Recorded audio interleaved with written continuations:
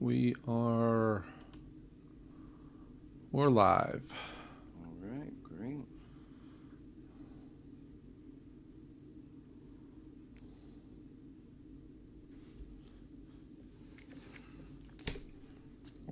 I'll be right back.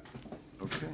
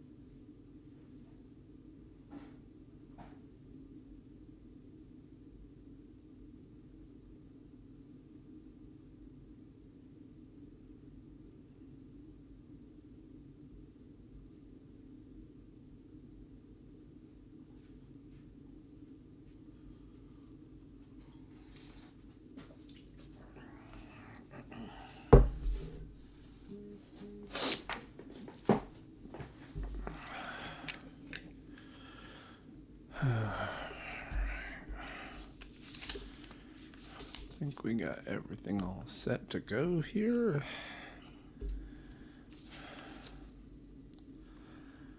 What is today? The 15th.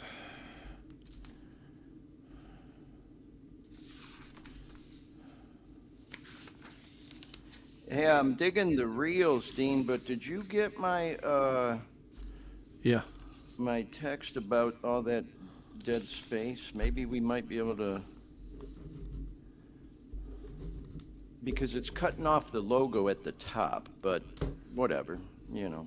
I love the content though. Love the content. Appreciate it. And they're getting views, you know. I edited a couple, I think, and put What them do you on mean? Oh, TikTok. you put them over onto another platform. Yeah, Okay, on the not a problem. TikTok. Yep. I like screenshotted it and then, Why? played with it. What's that? I mean, I have the files. Uh, well, uh, I'd have to explain it. Okay, we'll do that I'll later. do it after the show today. It's just TikTok is such a weird format, man. I'm kind of fed up with them, to be honest. It's like, it's so weird because it's so random, man. Sometimes I'll post things and I get like almost 1,000 views, and then other things I'll post and I get 5, and there's no rhyme or reason to it. It's like, Nope. what the hell? I don't understand their algorithms, and even the whole music copyright thing is a freaking joke. And anyway, don't get me started. I didn't think I did, but Yeah. No, I got me started, but we'll talk more about it after the show. Okay, Jazz, you're really gonna have to chill out. You've got way too many treats over here. It's too much, my dog.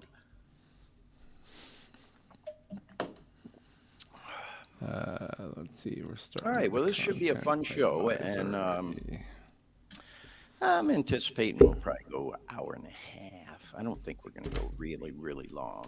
See, we got a bunch of viewers. Hey, y'all. Peace. All right, Dean, have a great show. Have fun. Here we go in 5, 4, 3, 2.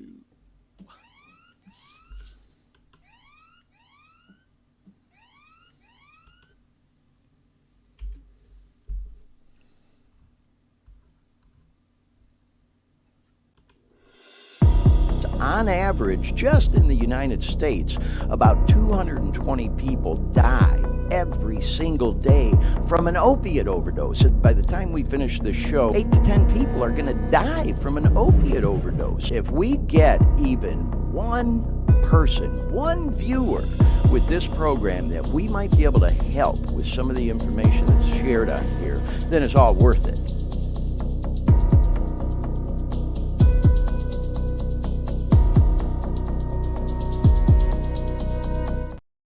Hey everyone, welcome to the Dare Me podcast. Peace, it's your old pal Glenn Victor. So excited for episode 31 of the Dare Me podcast. Hard to believe we've been doing it. I know I say that almost every week anymore. It literally is hard to believe that we're into episode 31 and that we've done that many episodes of this show. Time just goes by so quick.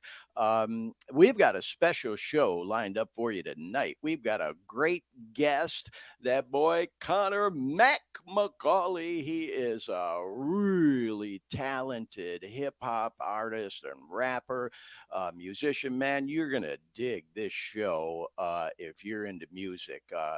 Really a great artist and just a great all around person. And he'll be coming up on the show in just a little bit. We're going to have him on the phone line, and then we're going to show a bunch of slides, play some clips of his music, take a little bit of a deep dive into his catalog, talk to him about living clean and sober and being a mental health advocate, things to that nature. So it's going to be a lot of fun talking with him. Right now, though, we want to bring in live from the East Coast in Orlando, Florida, our co-host and producer, that boy Dean Baker, standing by. How's it going in Orlando tonight, Dean? Good evening, Glenn. Happy October. I don't know what the weather's like out there, but the weather is getting so sweet here. It's cooling down and it's not so crazy heated out there. Yeah, well, I should mention I'm coming live from Sacramento, California, here on the West Coast, where it's 6 o'clock, and Dean, of course, all the way over on the other side of the country on the East Coast in Orlando. And yeah, for those that are regular viewers or listeners to the show, you know that I lived in Central Florida in Orlando, where Dean is for 30 years. And so, yeah, Dean, I Until am we kicked you familiar. out. Yeah, it kicked me out.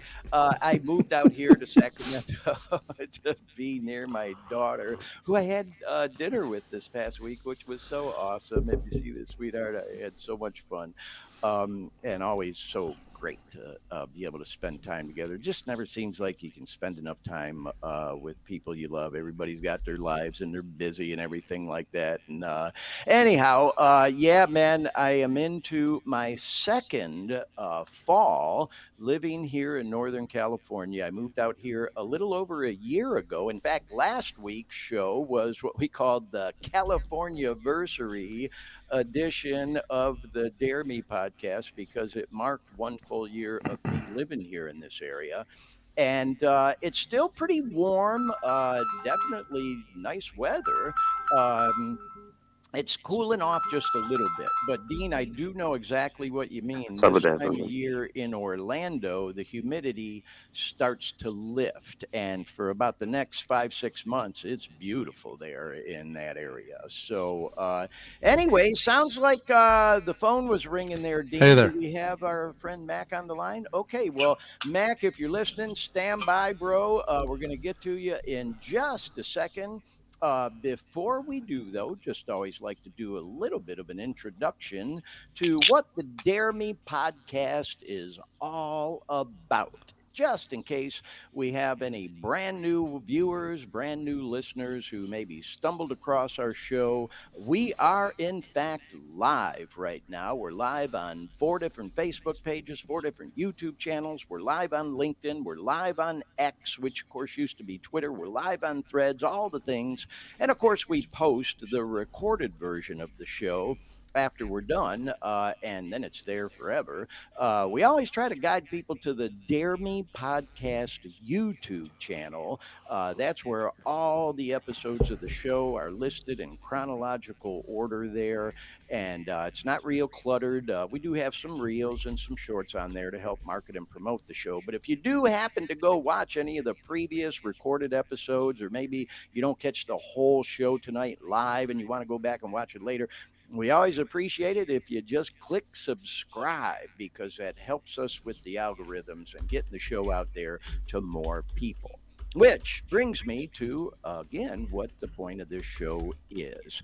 Our hope is that we do get new viewers and listeners who may be struggling with substance abuse disorder, addiction, whatever you want to call it, and are looking for information about how to get out of the grips of that madness, just like I was.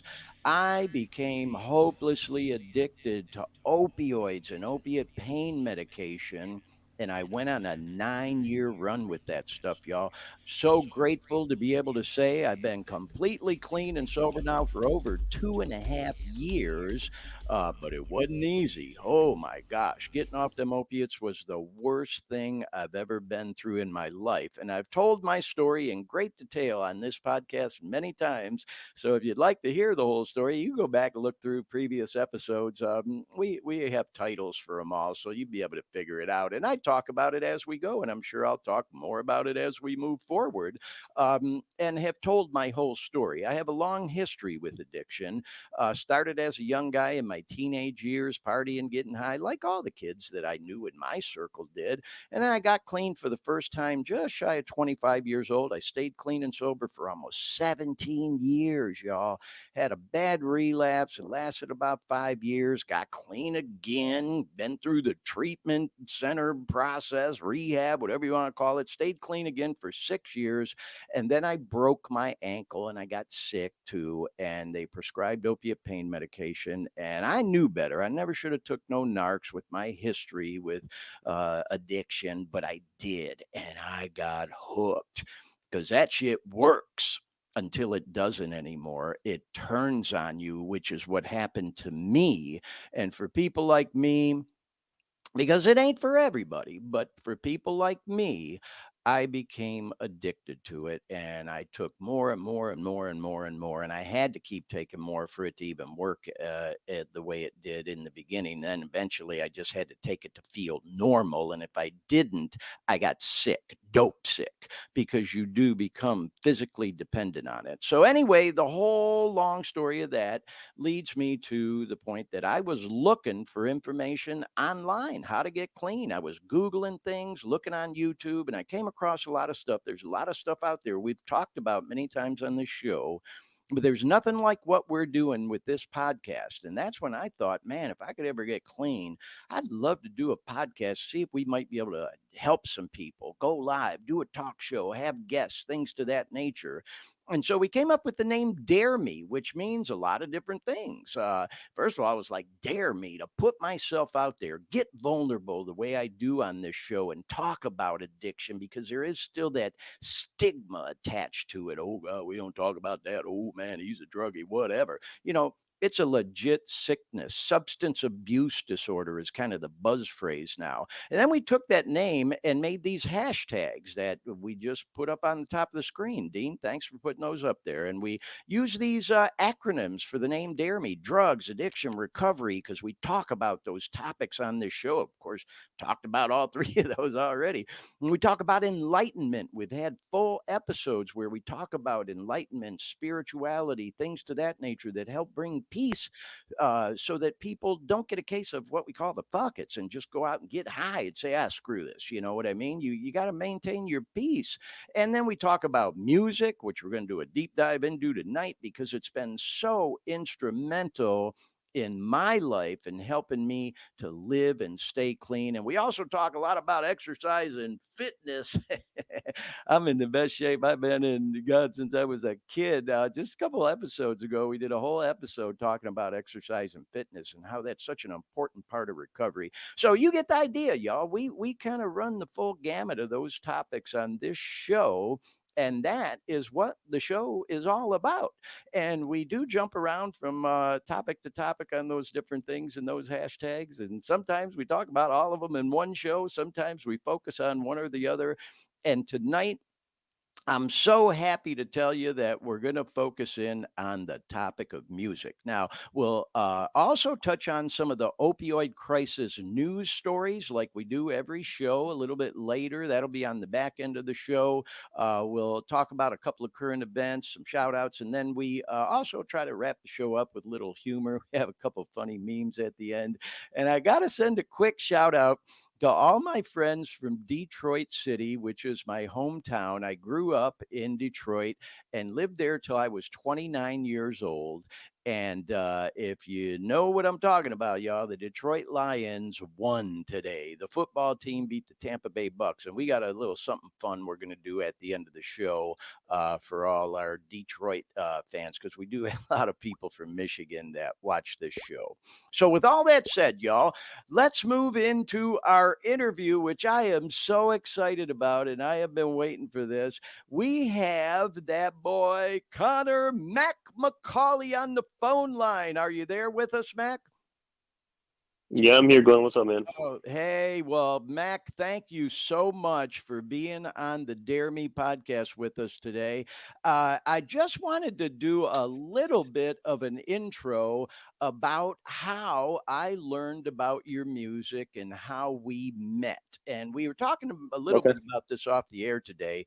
Anybody who's a regular viewer or listener to our podcast knows that I'm a huge fan of this guy, Kasky, who is such a talented hip hop artist, musician. And he's so versatile. It's not just hip hop, man. He does some cool acoustic stuff that I love. One of them I actually covered and put it out there. And, anyways, him and one of his producers, this guy, Marlon Sorrentino, he goes by the stage name Anonymous, put on this event that I've talked about on this show many times. It was last December and it was called the Future of Artists Summit. And there I am with a couple of guys that I went with, that boy Neela and that boy YHB, Young and Heartbroken. Those are my friends, Shabang and Brendan. And of course, there we are with Kasky, who was so cool at this Future of Artists Summit. We got to spend quite a bit of time with him and kind of sort of became buddies. And actually, Kasky said he was going to be on this podcast one time. So, I got to just try to tie him down. He's been on tour with Yellow Wolf and Jelly Roll and doing all the hmm things lately. So hopefully we can get him on the podcast soon. But in any case, we have a chat group of artists, musicians that attended the Future of Artists Summit. And there's also people in there in the chat group who weren't able to make the summit, but are friends, colleagues of Kasky, Anonymous, artists, the whole thing. And that is how I met Mac, how we, started to communicate. And Mac, hmm I first, you got my attention when I saw this slide right here posted in the chat group about sober artists of Arizona. And that's when I started doing a little bit of a deep dive into your stuff and learning about your music, and that you are an advocate for clean and sober living and mental health and things to that nature. And that's when my mind started going, I got to see if I can get this guy to be on the show. So I know that was a long introduction, Mac, but I just can't thank you enough for being on with us today, man. Tell us a little bit about this Sober Artists of Arizona group. What's that all about? So actually, it's a funny story. The way that I got connected with this event that's coming up here soon is so when I first moved out here to Arizona earlier this year, I got connected immediately with the music scene. So shout out Respect Underground, Yeah. Icon Radio, Justice, Meredith Underground, Diamond, everyone down there. They all got me tied into the Hip Hop Fest. And while I was doing my interview with Diamond, she was blown away by my message about how it's to me it's about self-care. It's about being able to look in the mirror and being able to love yourself, because if you think about it, a lot of addiction stems from, a lot of mental health stems from lack of self-love, lack of self-care, or not being able to do that or not knowing how to do that. So to be able to to be able to look in the mirror and find yourself was the biggest thing. And she was really blown away by that. And she's like, okay, well, I don't meet many artists like you. So she invited me to be a part of the sober community out here as an artist, where I performed down I believe it was it was a it was like a it was a dinner, a mysterious pardon me, mysterious dinner for the sober community downtown Phoenix. And I was the main event down there, and it was just really cool to be down there and be a part of that. So she tied me in with my friend, a guy named Blake, who we're now pretty good friends, and he's holding an album release party coming up. Actually, this upcoming Friday, where it's going to be all about sobriety. It's all about chasing your dream. Which, I mean, if anybody knows me, that's what I'm about, and that's everything I stand for. Is that the So slide that's how. I'm sorry to interrupt you, bro, but I just put up the slide, the Sober House release party. Is that the one you're talking Mm-hmm. about? Yeah, awesome. Yep, yep, that's his release party. And and so as soon as he got onto my music, Diamond gave me his information. I reached out, we talked a little bit here and there, and he definitely wanted to put me on the show. And he just got done streaming the album too not long ago, and I've got nothing but really good feedback from from what this album has brought out, which, to be honest, has brought a lot out of me as well. I've been able to deal with a lot of demons that I've kept hidden away for a long time, or things that I just felt weren't important. But when they come knocking at the door, it's either you ignore it or you handle it face to face. And my whole life has been about running from my problems, and so finally being able to tackle them face to face, and being able to stand firm in my shoes, and have confidence that whatever it is I'm facing, I can get over. That's kind of what this movement, which I'm sure you've seen, the Here to Stay, is my movement. That's what it's all about. We're not going to bend for anything. We're not going to pull for anything. And there's going to be bumps along the road, man. But the thing is, we have to understand is it's not about how many times, like what Rocky says, not how many times you get hit, or how many times you get hit and get right back up. You know what I mean? That. I love it, man. Well, hey, you have just recently put out this album compilation, The Lost Poet, which we're going to be playing some Yep. clips from in just a short little while for all our viewers and listeners. So y'all hang tough for that, because you're definitely going to want to hear some of this stuff. But this is not your first release. You've been doing music for a while now, bro. Tell us a little bit about your history with doing music and how you got started and all. So it does feel like it's been a while, to be honest. But I mean, 3 years is such a short time to to be fully delved into something. You know what I mean? Like I got into music as soon as I got off the streets, because I was homeless on the streets for several years after my military service. Where I was an adrenaline junkie in the military. And So thank you of for your course service, I by the way. You served in the Army I for, appreciate that. was it 9 years, bro? Yeah. Yeah. Wow, Yeah, man. 9 years in the infantry. So, but when I got out, I got out. It was a pretty bad mental health dip I took. I ended up falling into some things that that led from me being what I thought was an upright soldier, and had everything going for me, to all of a sudden now I'm facing the streets. I'm talking Colorado Springs in the middle of wintertime with no big coat, and just I'm talking. It was like I was put to the test. And there was many a times that I wanted to cave. And during those times while I was homeless, because I mean, I had burned every bridge, man. Like, you know what I mean? Like I manipulated whatever way I could to get any kind of money so I could get my score. Like, I mean, it was just such a bad nightmare of a lifestyle that I lived. And the biggest problem was that I didn't care. The biggest problem was that I was trying to seal the envelope, and there was no, and I didn't understand what's my purpose. If there's no military, then what's my purpose? You know what I mean? So I was really drawn to hip hop. I was really drawn to the instrumentals while I was on the streets. I would listen to them with my headphones with this track phone I had that didn't have any service. But there's a few times that I'd be listening to it, and I'd just be like kind of freestyling a little bit. I've never been a freestyle. I never rapped, dude. Like, I haven't done this ever in my life. And then I started freestyling here and there, and then eventually, when I finally decided to get clean after a pretty bad spill on a heroin overdose. That I was kind of woken up inside to this is serious. This is to stop. You know what I mean?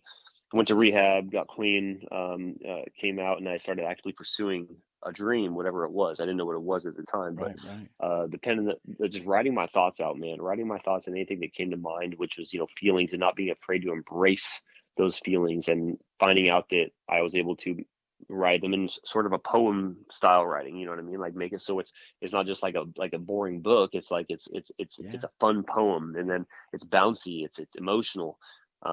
and I had some friends who were hip hop artists, and I decided in the studio one time, you mind if I, read this over, a beat? And immediately they were like, you need to get in there and record. And so I Wow. did. And my first song, Save Me Someday, was the very first song. Well, it's not even a rap song. It's actually more of I don't even know what to call it. It's I'm giving my cry out to myself, just basically asking to save me before it gets too late. And yeah, Right. so Save Me Someday was the very first song I ever did. And then it's just been put on the gas ever since, man. I've gone on tour with Twista back in 2021. We had the opportunity to shout out my boys, Troy Good and Hayes. Yeah. We were able to get on tour with him, do a couple cities, and it's things And that I you didn't think I'd ever be able to do. Like, yeah, go ahead. you did some stuff with Cass too, right? With So we're Cass. working on a couple things right now. Yeah, I first met him at the Black Sheep in Colorado Springs, and we talked after the show for just a quick second, and after that we just developed a friendship because remember I'd sent him a message on Instagram one day when I was just like, hey man, just a little bit. I'm just I was in a very motivated time in my life where I was sending out motivational quotes to people. I was sending out just Yeah. little things to hype people up and just get them sort of motivated for the day. The whole big bro mentality, Yeah. and so one of the things that stuck with me was, hey, try to focus today on responding instead of reacting. Because if you can respond, then you're collected. If you're Mm. reacting, you're doing it out of emotion. And he responded back with a voice message going, you have no idea how much I needed to hear that, bro. I appreciate that. And Wow. then after that, we just kicked it off where anytime he came to Denver or Colorado, Fort Collins, when he's on tour, like him and his producer Tasty would hit me up and say, hey, man, we're about to be in town. And I would go, whether I could attend the show or not, because I was working, or whether I was able to stay for the show. We kicked it and hung out and just, picked at each other's minds and just spent time together. As humans, not as an Yeah. artist, but just as people. So Wow. yeah, Wow. What a he's definitely cool a big inspiration of mine. story. Yeah, I just love the guy, man. I've met Kasky a few times, and of course, got to know him a little better at the summit. And Yeah. it's like even like I told you a little bit before the show, bro. I get starstruck sometimes real easy, and it's like I always feel Right. starstruck around the guy because, like I told him once, his music literally has helped save my life. When he put out that compilation, This Isn't Even My Final Form, it just blew my mind. Oh, I love Songs that. like Yeah, Rock that album was Bottom, Sinner amazing. Like Me. Yeah, you know what I'm talking about, man. And the way he just turned Yep. his life around, getting clean and stuff, to this day, it's so motivational to me. And now that I've heard your stuff, it's the same thing. That's why it's like an honor for me to have you on the show and talk to you, bro, because your music is so inspirational and so powerful. So thank you for what you're doing, man. I mean that sincerely, bro.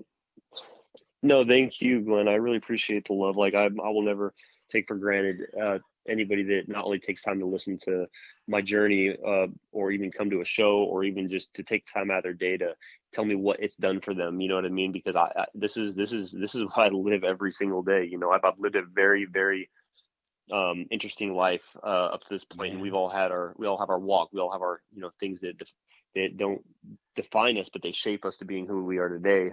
That's all a choice that Yeah. we make.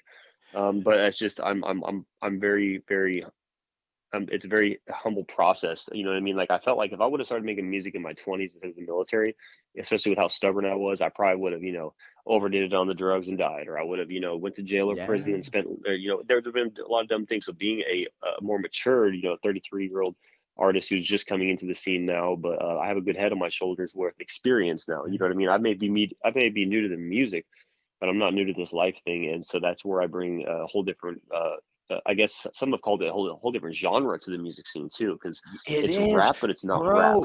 It's like, yeah, I'm glad you said that, and I don't mean keep interrupt, but you do have a unique style, and I love it, man. It truly is unique. Obviously it's the hip hop genre, rapping, but it's unique, bro. And I've got to tell you, man, who doesn't love a comeback story? 9 years of serving our right. country in the military, in the army, and then, like you shared openly with us, bro, falling on hard times, but picking yourself up. And let me show this next slide where now you are going to be one of the featured artists at the 10th annual Arizona Hip Hop Festival, bro. So, like I said, man, I'm a little starstruck talking to you. Tell us a little bit about this event and what's your involvement with this thing coming up. So this is the same thing that had to do with the whole organization of Respect the Underground. It's one of the bigger hip hop festivals that they run around all year long. They have different events going on, and I was the first one I tied into at the Tempe Hip Hop Fest at Aura nightclub. So I was able to, dip back into this one again. And so this is just it's a 2-day event downtown in Phoenix. So if Mhm. anyone's in the area or wants to come on down, like I'll have tickets. And for me personally, this is just what I do with my time and my music.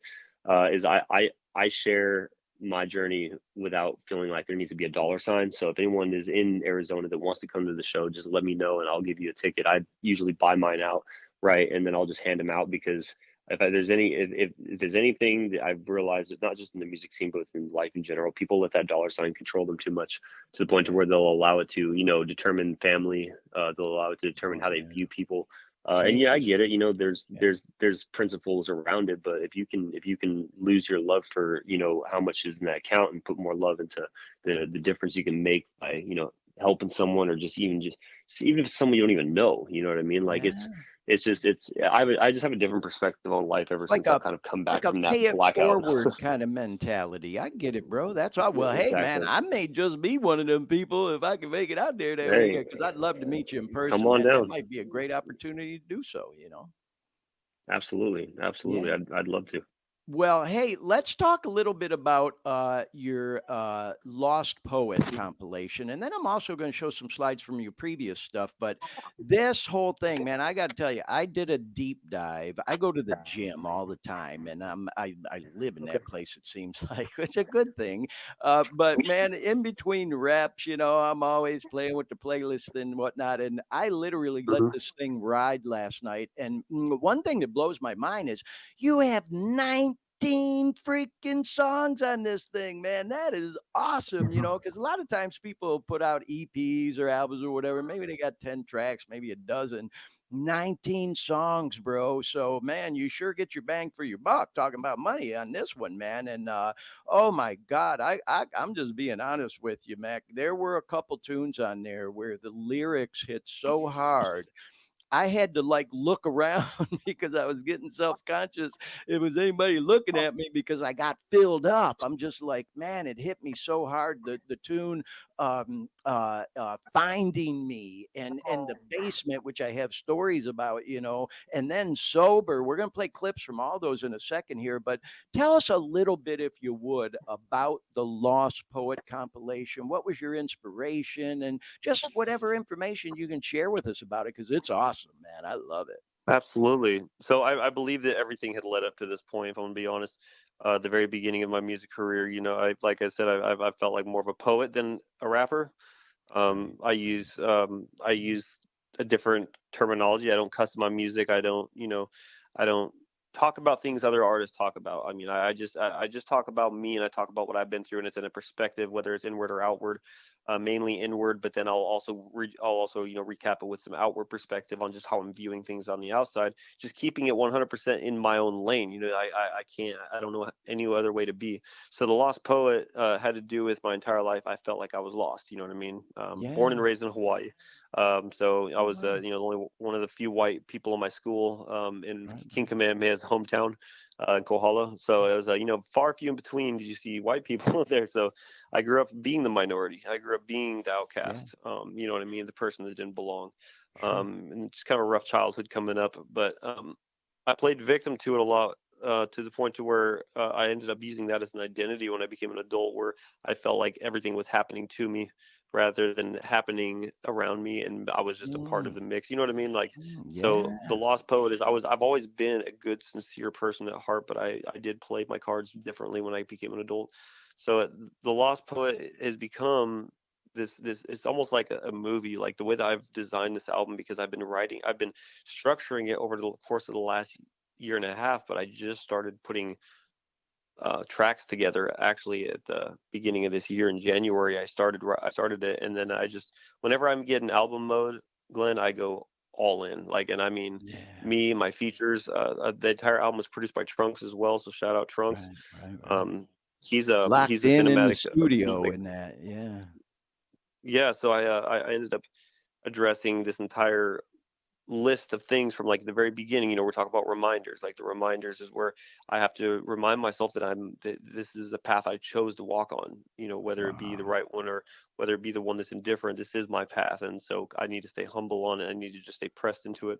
And then of course the songs that keep going. You talked about the basement. The basement was a fun song because it actually didn't. It wasn't supposed to sound like how uppity it was. It's supposed to be more like when I came up with the idea for the basement before I got the beat for it, it was supposed to be something about sitting in the basement, and it's all how do I put this into paraphrasing? It's supposed to be a parable. Like the basement is supposed to be like where you put all your deepest, darkest thoughts that you feel like aren't heard. It's Right, supposed to right, be like right. where you feel like you are when you are shut down, or when you're not understood by people. Like that's like your basement. You know what I mean? Well, I also had an EP, Back to the yeah. Attic, about 2 years ago, which was about your mental space. The attic, the mental. But anyway, the Lost Poet is like I'm gonna bounce all over the place. It's my ADHD. No, So no, that's welcome to good, the bro. welcome I to the love it. the basement was definitely a fun song to do because it more had to do with just like being proud of being able to say, you know what, like I finally just got up and I walked up out of the basement and I saw the sunlight, and I'm seeing that there's more to life than just being cooped up and feeling trapped in my own losses in life, my own obstacles. Well, So Mac, the let me, if I may, I don't mean to interrupt you, but I got to interject. So there you go. for our regular viewers and listeners and anybody who may check out some previous stuff on this show, I often, that song, the title sure caught my eye because I talk a lot on this podcast about how I kicked dope in my sister's basement. That's a true story, bro. I did not want to go back into rehab. I had been in rehab a few times and outpatient and all that stuff. And it's like I tried so hard getting off them pills, man, and them opiates and the whole 9 yards, bro. And I just didn't want to go back in. And so not to get into my whole story, but I had a little mini intervention done on me, and my sister invited me and asked me if I would fly from Orlando to the Detroit area where she lives and try to get clean in her house, and she has a basement, and it's a nice basement as far as basements go. I mean, it's kind of like a little apartment down there, but that is where I kicked dope, man. Them first 10 days, oh my God, bro, it's fucking miserable, pardon my French. But the point is I literally lived in her basement and I stayed there for 4 months. So for me, that song, like I said, I was listening to it working out last night. And you know how it is, man. When we hear songs and different lyrics, we kind of make it our own, and that's what it made me think of. But I appreciate you describing it the way you did, which I totally could relate to, bro. Totally. And it's great to And hear also insight on every that. home I've lived in, every home I've lived in up till recently, my whether it was renting a room or whether it was it's been in the basement. So this is Yeah, I'm yeah. finally here in Arizona. I'm not in the basement, but it's Yep. nice. So it can be taken however it is. The song "Sober" it hit me a little harder because I actually lost one of my best friends, Michael, Mm, in January to his he was. mm, I'm not going to go into it, but he was hot shotted, and he was found dead in his hotel. So that's still oh, something to this day that I'm having a hard time with. That song "Dear Michael" on the album, it kind of yeah. I tribute to listened him. to that one and I could totally relate. I got filled up on that too. And I figured that's what it was about, bro. And again, not to interrupt you, Mac, especially on such a sensitive topic, but I will say I've talked about on this show, I go to meetings. I'm a 12-step guy. I go to meetings and I can't tell you how many times and I'm sure you've heard these stories too, bro. I'll be sitting next to or across the table from someone who's, struggling trying to get clean. And then you come back a couple days later and you hear that, they didn't make it. They went back out, got a hold of some bullshit pills laced with fentanyl, and they're dead. And it's just so heartbreaking, man. So, yeah, that tune, it definitely pulled a heartstring with me. It's powerful. Yeah, yeah. It's being that I'm in one of the better parts of my life right now, where I know where I'm oriented, I know where I'm, what my dreams are, and know that it's not just a dream anymore, that it's a reality. I'm making these things a reality. These things are still hard to cope with. You know what I mean? Yeah. Losing him and losing a friend named Sammy. Mm. just a lot of unnecessary overdoses that Yeah. and they weren't even, accidental. Like they were accidental. Like they weren't even like they were messing Yeah. around with Oh fentanyl or yeah. there. It was a Yeah. complete, shock. And it's just it makes you kind of it makes you really kind of look inward at how short life really can be. And I wrote Yes. that song sober because not only did my friend Hannah lose her friend to overdose and several other friends, Mm. but I had also lost Sammy a couple days prior to her sending me that voice message, and then also Michael earlier this year. And man, Yeah. it's just it's been it's sad. You know what I mean? There's some songs I have from the earlier times where I was really talking about, just saying that I wish if I could really just explain how much I care about, people, especially in addiction, Oh, it and just shows, wanting to bro. show them there is a way. And it ain't gonna be a pretty way. There's gonna be bumps and falls and trips and slips, but as long as you're trying, as long as you want a better life, then you'll get it. You know what I mean? Yeah. And I can't express that enough. Well, Um, you know what, Mac? I want to make 2 points. You mentioned the voicemails, and we're going to be playing a clip from the song "Sober." And as you know, at the beginning of it, there is a girl that left you a voicemail. And for our viewers and yep, listeners, you and I chatted about it before the show. It's a legit voicemail. It's not something that was yep, staged, and it's so powerful. So that's coming up. Hang on for that, folks.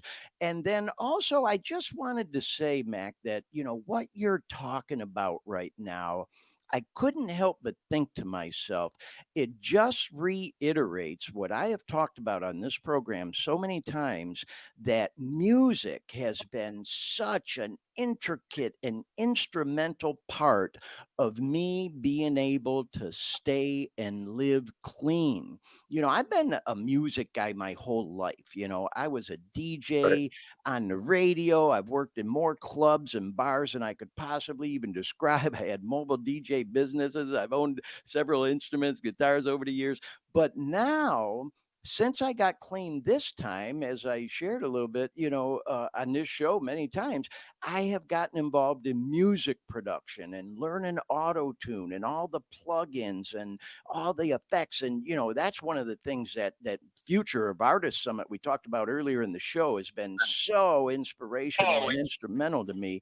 I met so many cool people there that just encouraged me and cheered me on to dig deep into that stuff. And I like doing a lot of covers. I got a little bit of a pen game, you know what I mean? And I'll pull some beats mhm, off, the internet and put some stuff yeah. out sometime. But it's just like you said, it's been such a healing process for me.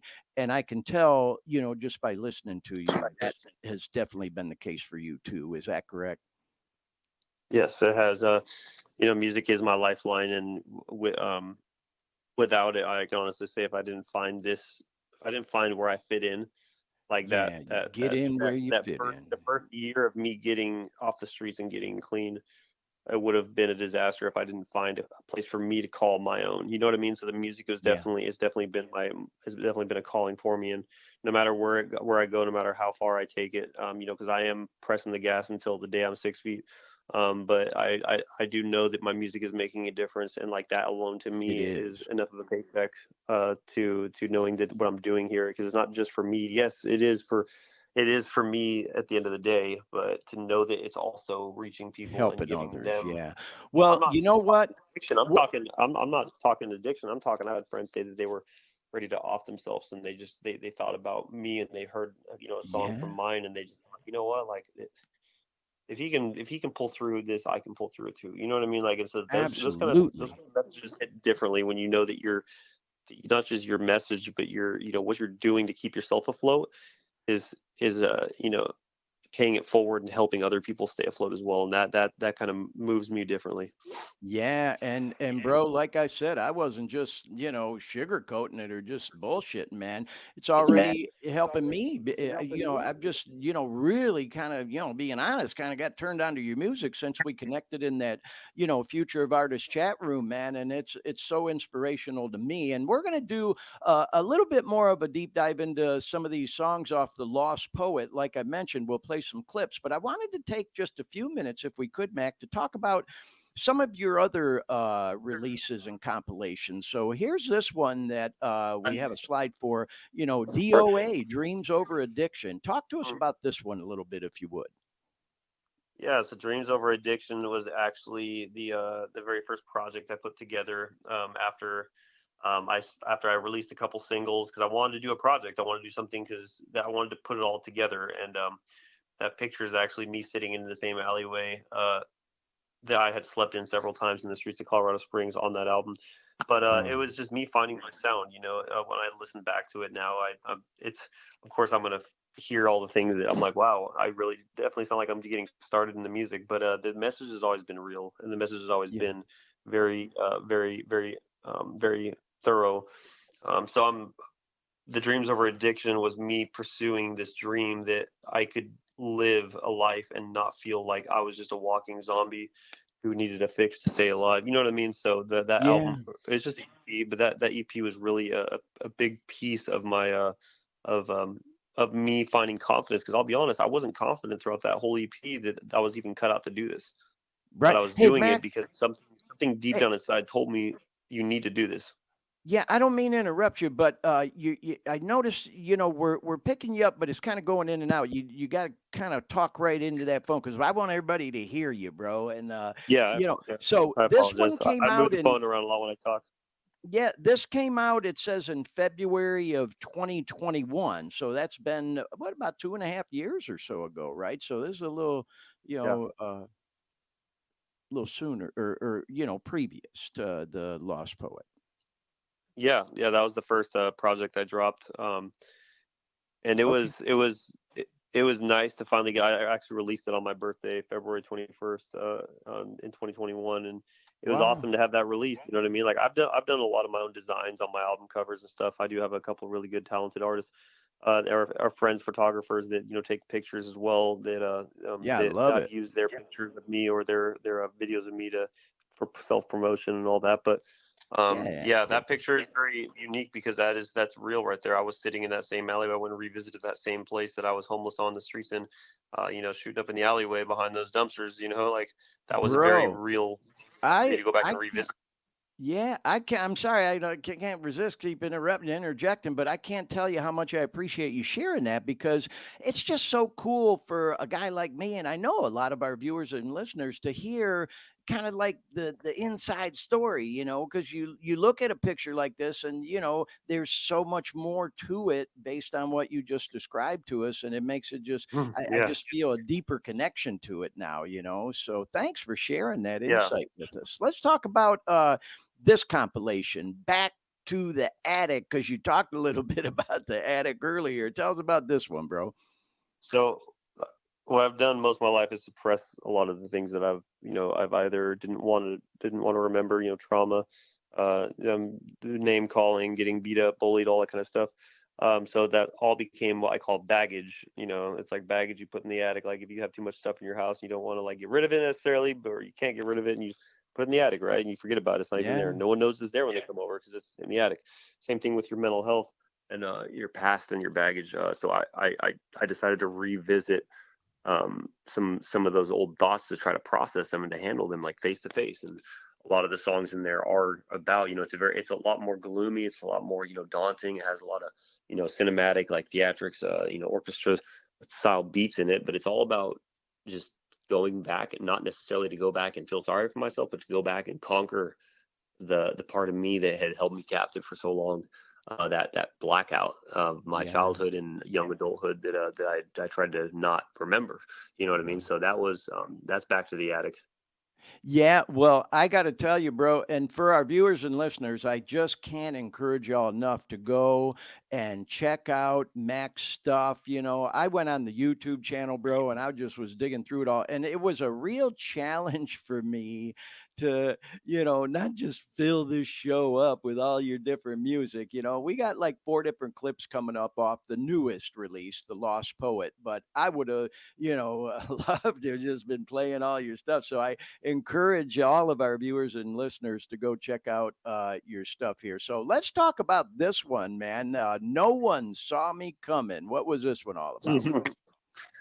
So that's probably that was my biggest project. It was actually supposed to be The Lost Poet, as a matter of fact. I was supposed to be The Lost Poet. I was writing it last year, from April of 2022 all the way until September of 2022. I had just gone off on this burst of energy, and like I was improving on a lot of different levels of delivery, and my rhyme schemes, and my everything was just, it was elevating to a place where I felt comfortable. It wasn't like I was like Yeah. annoyed hearing my music. It was like, wow, I actually enjoy hearing this back. You know what I mean? Right. So, Yeah. No One Saw Me Coming was originally supposed to be The Lost Poet. I decided to rebrand it because this was more of like a look at me now kind of album. Like this is more of like Mm. a not like a flex, but just a, I'm proud of this because nobody would have Yeah. ever guessed. If you knew me when I was younger, or you knew me even a couple years back, you would have never knew that this is who I was today. This is who I am now. Bro, So I rather than it being, I was gonna call it the Here to Stay album too, because that's my movement. But instead,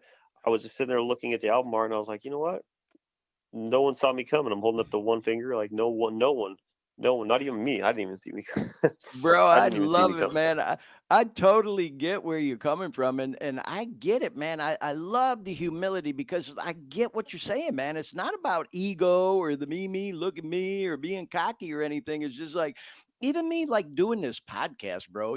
People who knew me in my previous life, my career and working in the business world and news media and all that shit, they see me doing this. It's like they must be like, oh Hmm. my God, but it blows my mind too, but I will tell you, as we're going to Yeah, talk about in just a short moment here, I'm proud of what we're doing with this, and that's not me being cocky, that's not ego stuff. I just feel like I was like led to do this for whatever the reason, not to power it milestones. all They're up. milestones. Yeah, yeah. Well, hey, Like I appreciate you sharing that story, man. And let's talk about this one, the letters, man. Tell me about this compilation.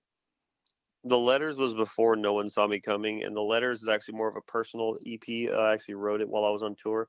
I was facing a very dark place in my mind again. It was almost like I was revisiting, being revisited by some old daunting memories and thoughts and things that really were not fun, like the echo in my head, the voice in my head trying to tear me down. Like we were on tour with Twista, me, Troy, and my boy Hayes. We were Right, on right. tour. We're all the way out, and we came all the way out to Arizona on tour. And then on our way back, it was just just a eye opener to like what the music business is all about. And I was facing a lot of problems with myself at that time, that I had a little bit of a relapse on, I was doing some cocaine, and then I ended up feeling like I was getting consumed again into something, and I was actually, the letters came from me feeling like, if this is it, if this is where this is as far as I go, I want to at least put out one last project before the end of the year, because like I Mm, honestly, it felt like my demons were going to get the best of me before the new year of 2022. yeah. And Wow. I released it on December 31st, 2021, and I'm still here to see another day. But I mean, it was that dark. I just wanted to put out Wow, something that would bro, that is let such a rip. powerful story because I'll tell you, as I've shared openly on this show, even tonight, that relapse is a part of my story and so Mhm. many others that I've met in this recovery journey of living clean and sober. Sometimes we don't like to Mhm. talk about it and gets pushed under the rug or whatever, man, but I know exactly what you're talking about. There's this bond with those of us that live clean and sober that I just don't think anybody who never been through it can understand, because you get to that dark place that you just described, man, where you start thinking, damn, I need to get my affairs in order because I ain't living right and I might not live to see another day. So that was a very powerful story, bro. And I appreciate you sharing that. So again, for all our viewers and listeners, I can't tell you enough, man. Just go take a deep dive into Mack's stuff and check this one out, the letters. So now what I'd like to do, Mack, is I'd like to ask you to indulge me on what I'm going to do now. I just can't thank you enough for being so vulnerable and putting yourself out there and helping to break down the barriers of this whole stigma that seems to be attached still to mental health. Excuse me, y'all, and this whole substance abuse disorder and topic of addiction. And as I mentioned a little bit earlier on this show, I many times, even now, get insecure. I mentioned I had dinner with my daughter this past week, and I was even talking to her about my insecurities and just like wanting to make sure we were good, in our relationship. Because, like I said, Yeah. I don't communicate with both of my kids even half as much as I'd like to, and then my mind starts playing tricks on me, like, oh my God, did I say something or do something that might have rubbed them the wrong way, or oh my God, am I putting myself out there too much on this podcast and they're trying to put more distance between me and themselves or whatever? And, it was like, no, bro, I'm just like busy, man. I work, I'm tired after work. I just want to go home, Yeah. that whole kind of thing. But the point I'm making is, I get insecure in my own mental health and things to that nature. And I start to question myself about what I'm doing and being so vulnerable, putting myself out there with this podcast. And then, just like you are with your music and telling your story with us today. And then what happens is kind of like what you said, man. You get a voicemail from someone, you get a DM from someone. You told that story even about Cass, and I'm gonna show a couple things now, y'all, and I wanted to put it out there that I did clear this with the person that sent me the DM I'm about to show you. Now, I'm not going to share the person's name or the person they reference, but oh, and by the way, there's the cover for a Lost Poet album that we're going to play some clips from in a second here. But here's a DM, Mac, that I got, and this was just like 2 weeks ago. And you can see it says, I hate to read to y'all, but it's powerful. It says, "Hi Glenn, I hope all is well." And this is a person I do know that I've known for a long, long time. "I wanted to reach out to you to see if you could help my son." And of course his name was there. "He's going through a tough time with addiction. Please let me know if he can call you. Thank you." And so I get this and I'm like, oh my God. And so I replied, here was my reply. "Hi, sorry to hear that. It happens to the best, though. Remember, and as a parent, that it's not your fault, because parents always want to blame themselves, like, oh my God, if I would have been a better parent, they wouldn't have gone down that road." And, it truly is a sickness that anyone can develop regardless of their circumstances, as I wrote there. Hmm. And then I wrote I'd be happy to talk to him and so on and so forth. And, you see the things that I wrote there. Well, then uh, I get this reply, and oh my God, I'm trying not to get emotional talking about it, y'all, because she says, "Thank you so much, Glenn. Yes, he's ready. He's ready to go into rehab within a few days. He unfortunately has back issues, and like so many people, abused hydrocodone, which are like Vicodins, opiate, opioid pain medication. He's also taking Adderall, which he also wants to get off of. He's in major depression as well, wants off this train so he can get his life back." And then here's where, it plays into this whole thing of me feeling vulnerable and insecure about putting myself out there the way I have on social media. I start some days, Mac, I'll think to myself, oh my God, what have I done? But then I get a message where a person says, "I follow you on Facebook and I'm so envious of your journey," which, hey, don't be envious of me, y'all. But man, did that hit me hard. And it said, "I told him you'd be a great person to talk to. This means the world to me." This person says to me, "Glenn, I will give him your number and hopefully he can listen to others encouraging and supporting him, and that he's not alone." And again, oh my God, y'all, I'm trying not to get filled up. And then I get this message. Because I did talk to the person and we had a great conversation, and he did go into rehab where he is right now. And I got this message that said, "I just wanted to thank you again for talking with him. He said you really helped him." Hmm, man. And he checked himself in last Awesome. night, and I pray it works out for him. Take care. So, Mac, I appreciate you bearing with me and indulging me as I read through those DMs, bro, because I do feel self-conscious sometimes, about putting myself out there this way and telling my story. And like I said, sometimes people from a previous life or my career thinking, "Oh my God, what happened with Glenn? Oh, Jesus Christ," or whatever. But I just feel like, not to flower it up, man, like I've said on the show many times, I just feel like I'm supposed to be doing this. I'm just like, I was led to do this, man. And I get messages like that, and there ain't no stopping me now, bro. It's like, as Dean put together in the intro to this show, if we can help even one person with what we're doing on this program to stay alive even one day longer, then it's all worth it. And I feel like when I get a message like this, we've already accomplished it, but I can't stop now. I just got to keep going.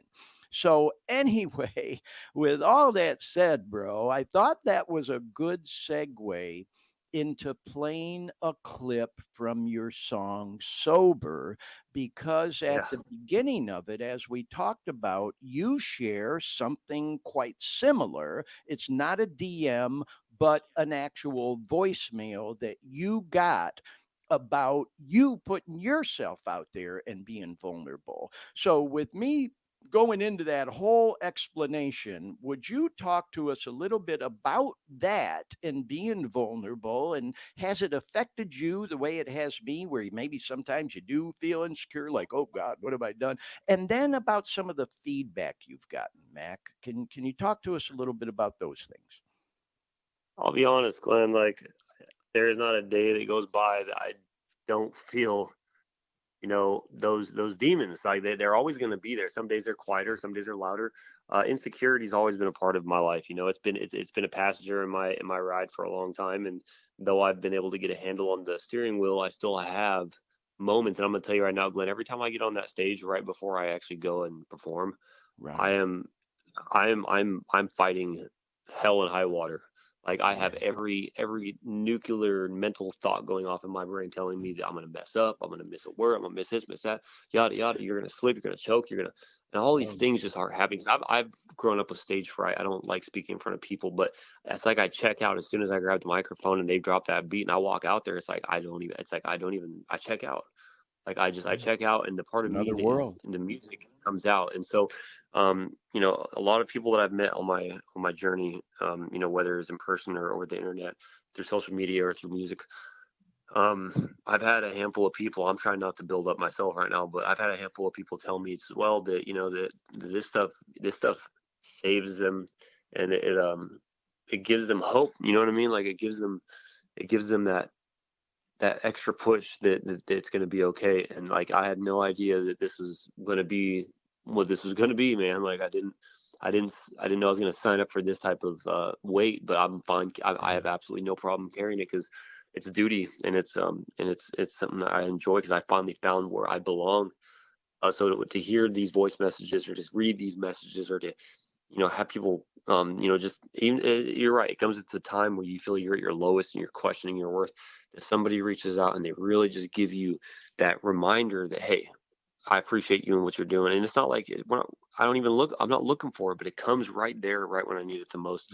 And it Yeah. hits right it hits right there in the point where you want to you kind of don't know what to say, and you almost feel insecure hearing it or reading it, but then and it's a warming Yeah. feeling. It's a reminder to wake up and get out of that stinking thinking, for the raw Yeah. guilt. Man, Well, I yeah, I like that. I know what you mean, the stinking thinking, and that's a saying around the rooms or the program, so I can relate. Well, Mac, if it's okay with you, we're gonna go ahead now and play some of your clips, man. And yeah. this first one, it is for the song Sober, and it does include the voicemail that we just talked about. But if you would, after we play this, tell us a little bit about the inspiration for the song and that whole thing. But let's Mhm. go ahead and play this clip. And again, for our viewers and listeners, I really encourage you listen close, especially here at the beginning of this, because this is a legit voicemail that Mac incorporated into this song that comes in right out of the gate. Here we go. I just wanted to reach out to you and tell you thank you, because with losing my friend Hannah to addiction, it means a lot to me that your music is out there, because your music has got me through that point without going back to my old ways, on top of losing her like that, because that is the third person in a year I've lost to addiction. So I just wanted to basically say thank you for just being you and being great. And I'm really proud that you were clean and sober and you were being the best you could possibly be. And I am so happy to be able to watch you grow. Hashtag here to stay. Gotta say. Getting sober wasn't easy, no way. Was it worth it? Absolutely. Looking back, how the drugs took control, it consumed me. Taking all of my life from me and tossed me aside. Another junkie wanting money just to get a little high. The lowers got lower than the nights got colder and colder, but for the storm the rain was pouring from the blackest skies. Yeah, drugs are playing for keeps, it ain't a game. Don't wanna see another overdose, no way. Got another phone call taking me back, knocking the wind from my chest, another friend gone. That's a wrap. Forever mission names will always be known to all the addicts out there suffering. Just know you're not alone. Just know there's a way. Why not make it today to choose a better life together? We can finally feel that we belong. And I know this isn't easy, but I gotta get it off my chest and off my mind. You know I'm trying to fix it. Where do I belong? Where did I go wrong? Pictures on the wall. Where do I belong? Where do I belong? Tell me where do I belong? Wow, bro. I gotta tell you, man, I fucking love that song, man. I had it on replay while I was working out, man. So talk to us about that song and then just, your inspiration for it and, whatever you want can share with us about that too, man. I love it. I'll be honest, I don't think there's going to be a song that I'll ever put out that really does what that song did. Yeah. It really, like to this day, I'm never afraid to admit what I'm feeling and where I'm at. I got, little build it up right here, just listening to it back again because man, like this, I approach Powerful. this music stuff different, man. I'm not here because I want money. I'm not here because I want, all the things that other people are in this business for. I'm in it so I can be alive. You know what I mean? So I can, knowing that people out there need to hear about the fact that it's okay to fucking keep pressing on, to not stop and whatever. You know what I mean? So the song was inspired by I've lost too many people recently, and especially over the course of the last few years, especially this year.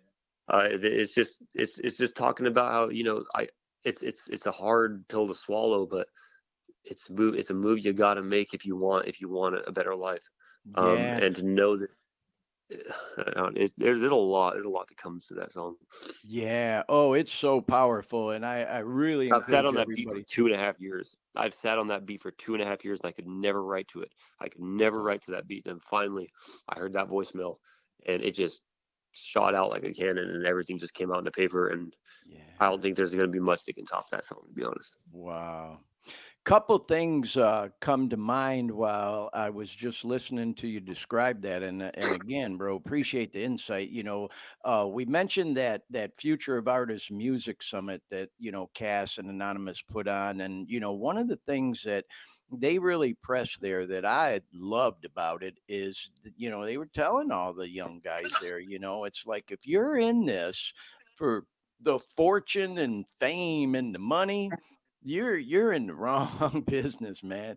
You need to literally have a passion for it, like you clearly do, Mac.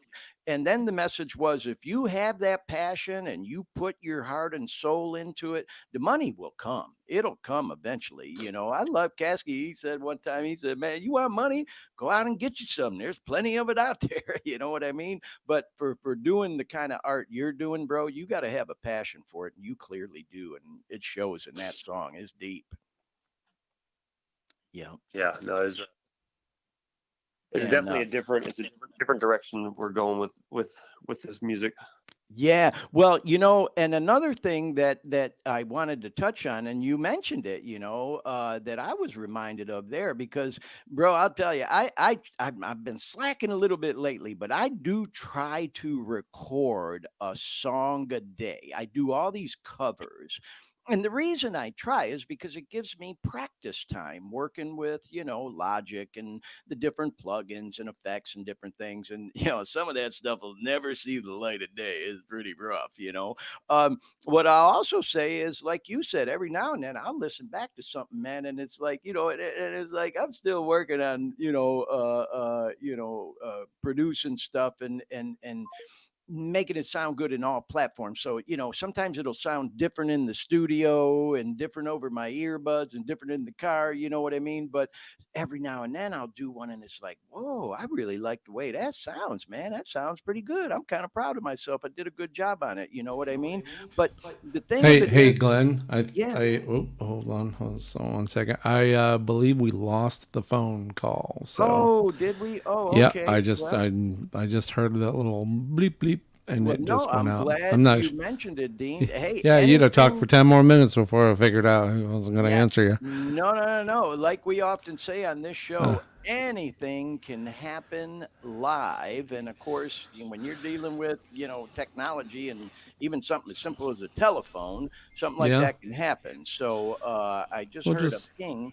no, Uh, no. There's nothing going on okay, yet. well, Maybe his phone died. I don't know. So hopefully he'll realize it and then call us back, and you well, can pick up where you left off. yeah. Let me ask you this: Can we just hit redial and try to call him back and see if we can get him on the I line? can Yeah, try let's it. give it a try. Let's if it Because goes. man, I was like really thoroughly enjoying the conversation and Hello. Yeah, so I don't know how it got disconnected. I tried calling back and it went straight to voicemail.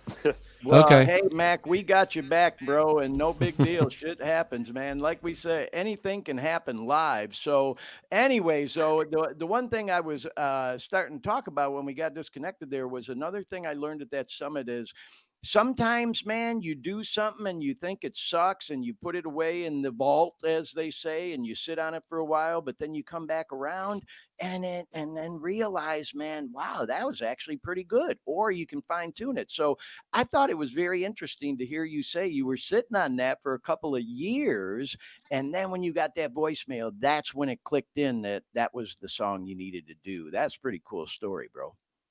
Yeah, no, because I had heard that song. Let's see, it was back when I was first. I was actually getting beats for the Back to the Attic album, and I come across this one, and this was just so deep, and like I love that the female harmony in the background, harmonizing in the background. I was like, wow, I really enjoy this, and so I bought it right off the bat, and then I could just never write to it, and then it just sat in my folder on my laptop for a long time, and I revisited it a few times here and there, but yeah, some beats are just sitting there waiting to be pulled out or to pull Yeah. out something in you. You know what I mean? And so like that's exactly what this did. Is this pulled it right out. It pulled the exact topic needed to come out.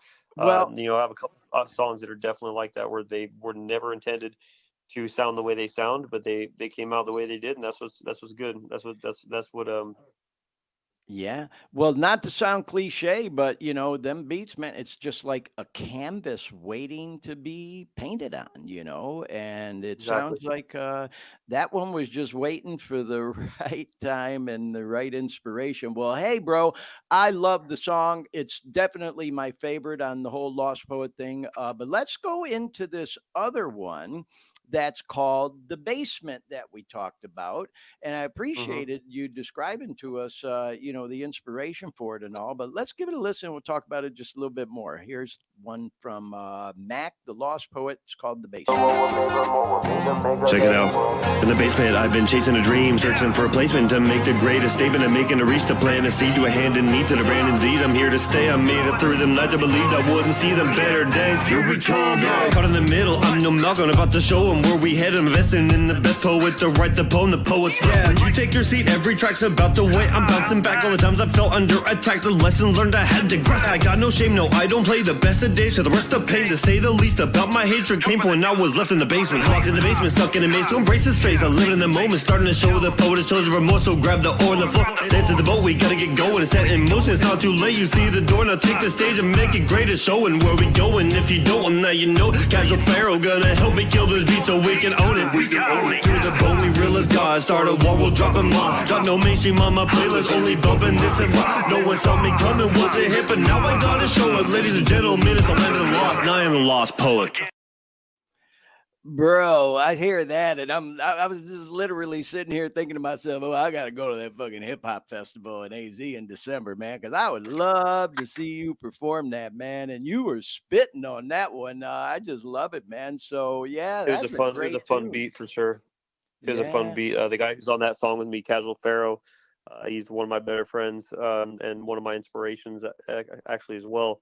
And we both are working on a project right now called the Last Poets Society. right. Oh, wow. And it's a little compilation album that we're putting together, kind of like how Yellow Wolf and Black Sheep, Yellow Wolf and Kasky did their Black Sheep album, or their Yeah, yeah, yeah. theirs. We're doing one too. We're working on that, so it's about halfway done. No set release date yet, but this is like it's all poem, it's all poetry, it's all aggressive, it's all just sentimental poetry. Like, cause he's kind of the same way I am. He's a little bit more, he's a little bit more choppier than I am. He can flow pretty fast and pretty quick. But he's been doing this since he was like 11 years old. You know what I mean? So, Yeah, but yeah. he's definitely one of my. So shout out Casual Pharaoh. He's one of my biggest inspirations and one of my best friends. So Right on. Hey, well, bro, I really appreciate the insight on that one. Now we're gonna kind of shift gears a little bit because, like you said, that's upbeat. You're spitting this one, and I will tell you, bro, this is the one that I was kind of referring to earlier, where I'm literally working out in the gym. I'm kind of in between reps. I'm letting this whole album just play through, and I'm listening to the lyrics of this tune, and I started getting filled up, and I'm looking around, go, "Oh God, I hope nobody's seeing me." Be- was it on my verse? Because I had a handful of people. If it's a song I think you're talking about, I actually was able to somehow construct four people on one song and it oh not no, be too much. well, this one's called "Finding Me," Yep. Yeah. and There's four of us on there. you got some girls on there too. I saw, right? No. What are the people's names that So I you got did? I got Thera Jean. He's Yeah, actually coming out to do this sober show with me. He lives in San Diego. He'll right. be driving out here. Me and him have a lot of good music together. I have Endiru.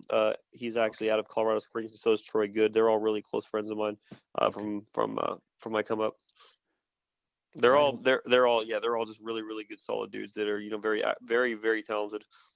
Okay, yeah, maybe I got confused. I saw the name Jean. I was thinking it was a female for some reason, but Yeah, Thera Jean and there's I can see the confusion. They're all males. yeah, well, this one, bro, it really hit home. I won't go into a long story, but the words "finding me," whatever that means to you, just really hit hard, man. It just goes to show how, you write lyrics for songs. And I like when artists will sometimes put their stuff out there and they'll say, okay, now it's yours, because, it means what it means to you when you write it. But then, as the listener, the consumer, if you will, we take those lyrics and we apply them to where we're at in our life or our life experiences or whatever it may be. At least I do, and Yeah, and 100%. and this one hit home with me. So let's go ahead and play this clip from it, man. It's not a long clip, but let's go ahead and give it a listen. Where do I belong? Fighting my way through this darkness. So lost and lonely on this road. So lost and lonely. Then you found me. And then you found me. Then you found me. Then you gave me hope. Yeah, that's That's just so a good. sample, man. Then you found me and gave me hope, man. Talk to me about this song, Mac, if you would, Funny because I just love it, funny man. story. Yeah, funny story about this song. So, I love the beat. I had no idea what I was going to do with it, but I knew that it was going to be part of the Lost Poet, just based off of when I was doing doing my album prep, and I was actually on the phone with Thera Jean, and I was like, all right, so I got one I think I want you on. I said, let me find it real quick, and I was looking for a completely different beat, and I pulled this one up and I double clicked it, and it came up, and I was like, oh wait, this ain't it. But I'm like, well, hold on a second. I'm like, because he's really good at writing hooks. I'm not so great at writing hooks, in my opinion. I'm more of a verse writer, but I ended up Okay. saying, yeah, how about can you do something like this? Fighting my way through this darkness. And then, like, as soon as I did, he's like, bro, you just did the hook.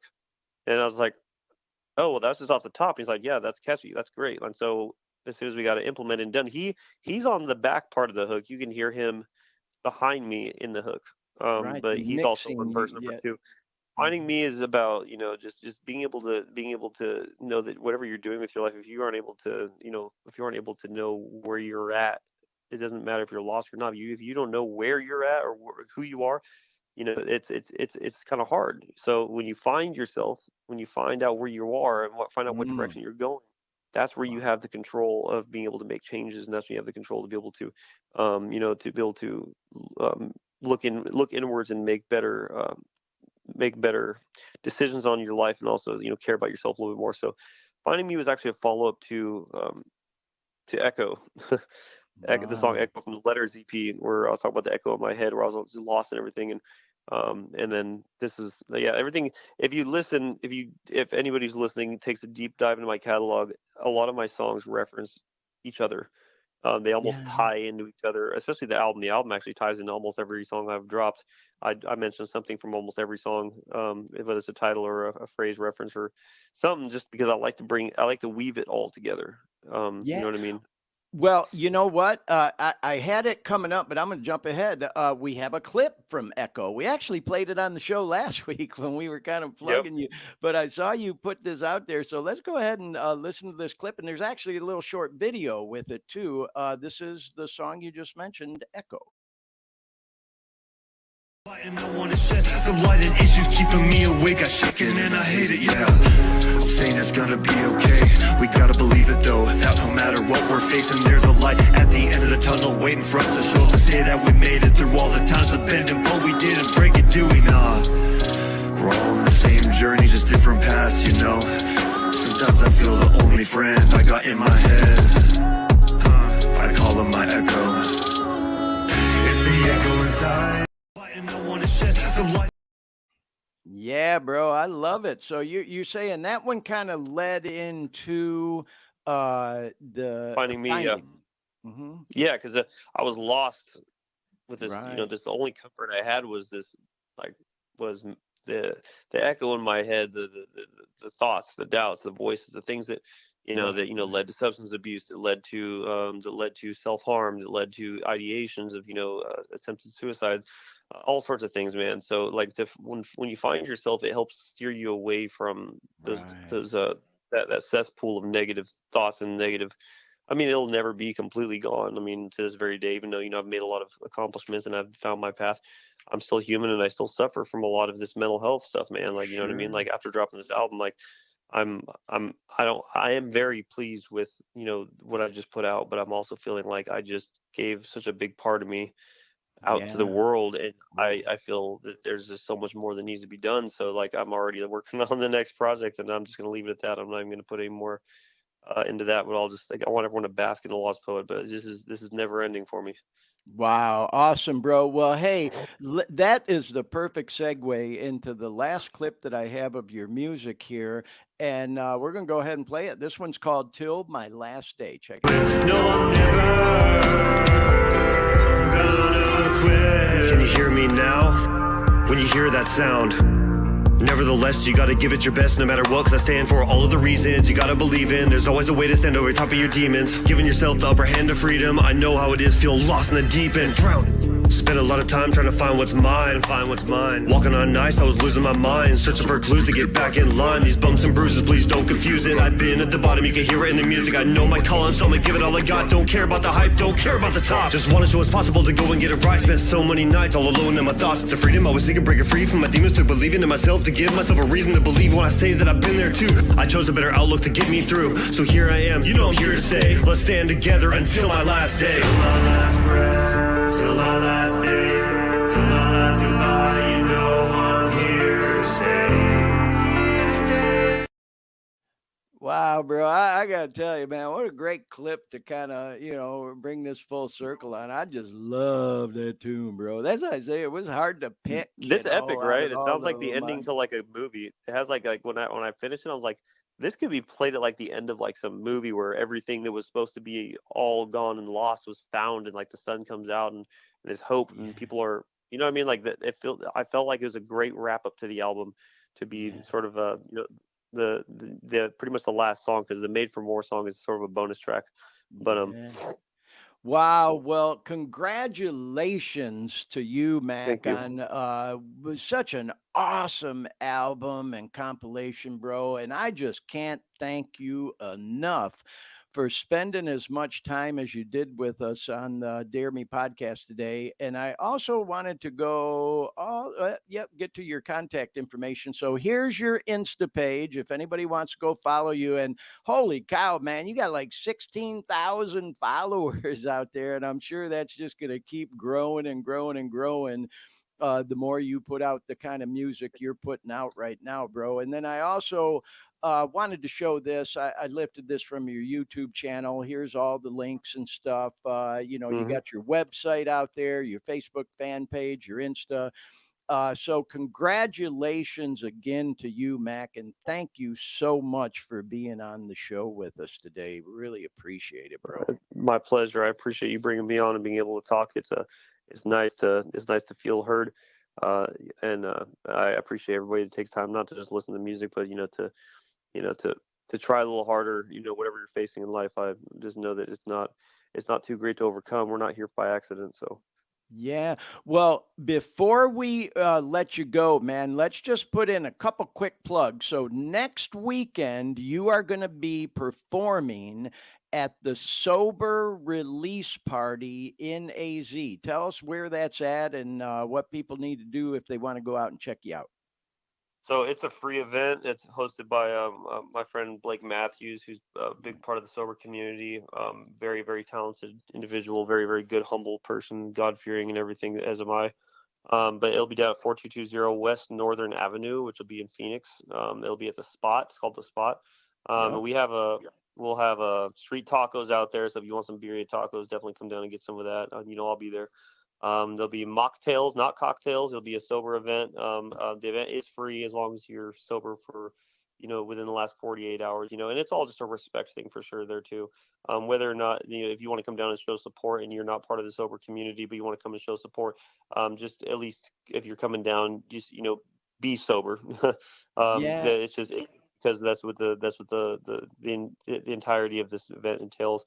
It's gonna be a good time, man. I'm gonna be meeting some people I've never met before. This is my first time working with these artists, and he has me going on right before him. So my set will be from 9:30 p.m. till 10 p.m.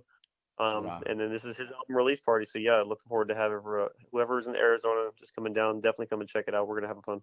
Well, hey, bro, man, I'm sure that's going to be a great event. And then talk to us a little bit about the hip hop festival in December. Because man, I got to tell you, after even just playing them, I'm like, man, I got to go. So that was coming up. When is that again in December? That's gonna be. I have to pull it up real quick. Give me 1 second. I I've think it was December looking out 9th right and now. 10th. I think it was. Yeah, 9th and 10th, and it'll be down at I think they're closing down a lot of the downtown streets. They're gonna have a bunch of outdoor.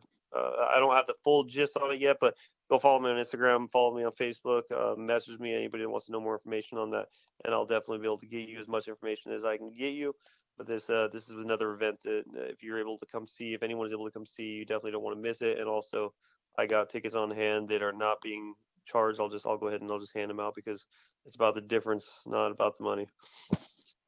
Wow, that is so cool of you, Mac. And you know what? I am going to try to make it out there. And hey, I don't mind calling in a favor every now and then or name Hmm. dropping maybe I can get a little VIP behind the stage and maybe we could do an interview where we actually have you on camera at the hip hop Yeah, festival.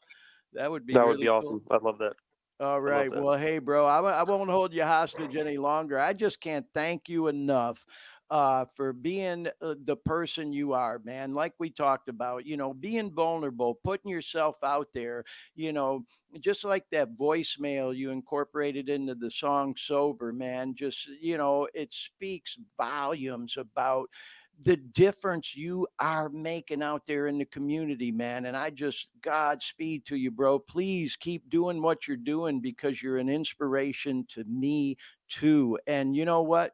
I think you're saving people and you don't even realize it, man. And that voicemail that you put in that song definitely speaks to that. So I don't mean to keep flowering it up and going on and all that You're other good, shit, man. I man. But appreciate it's it. true, bro. You're making a difference, and I just appreciate it. So please keep doing you. All right, Mac.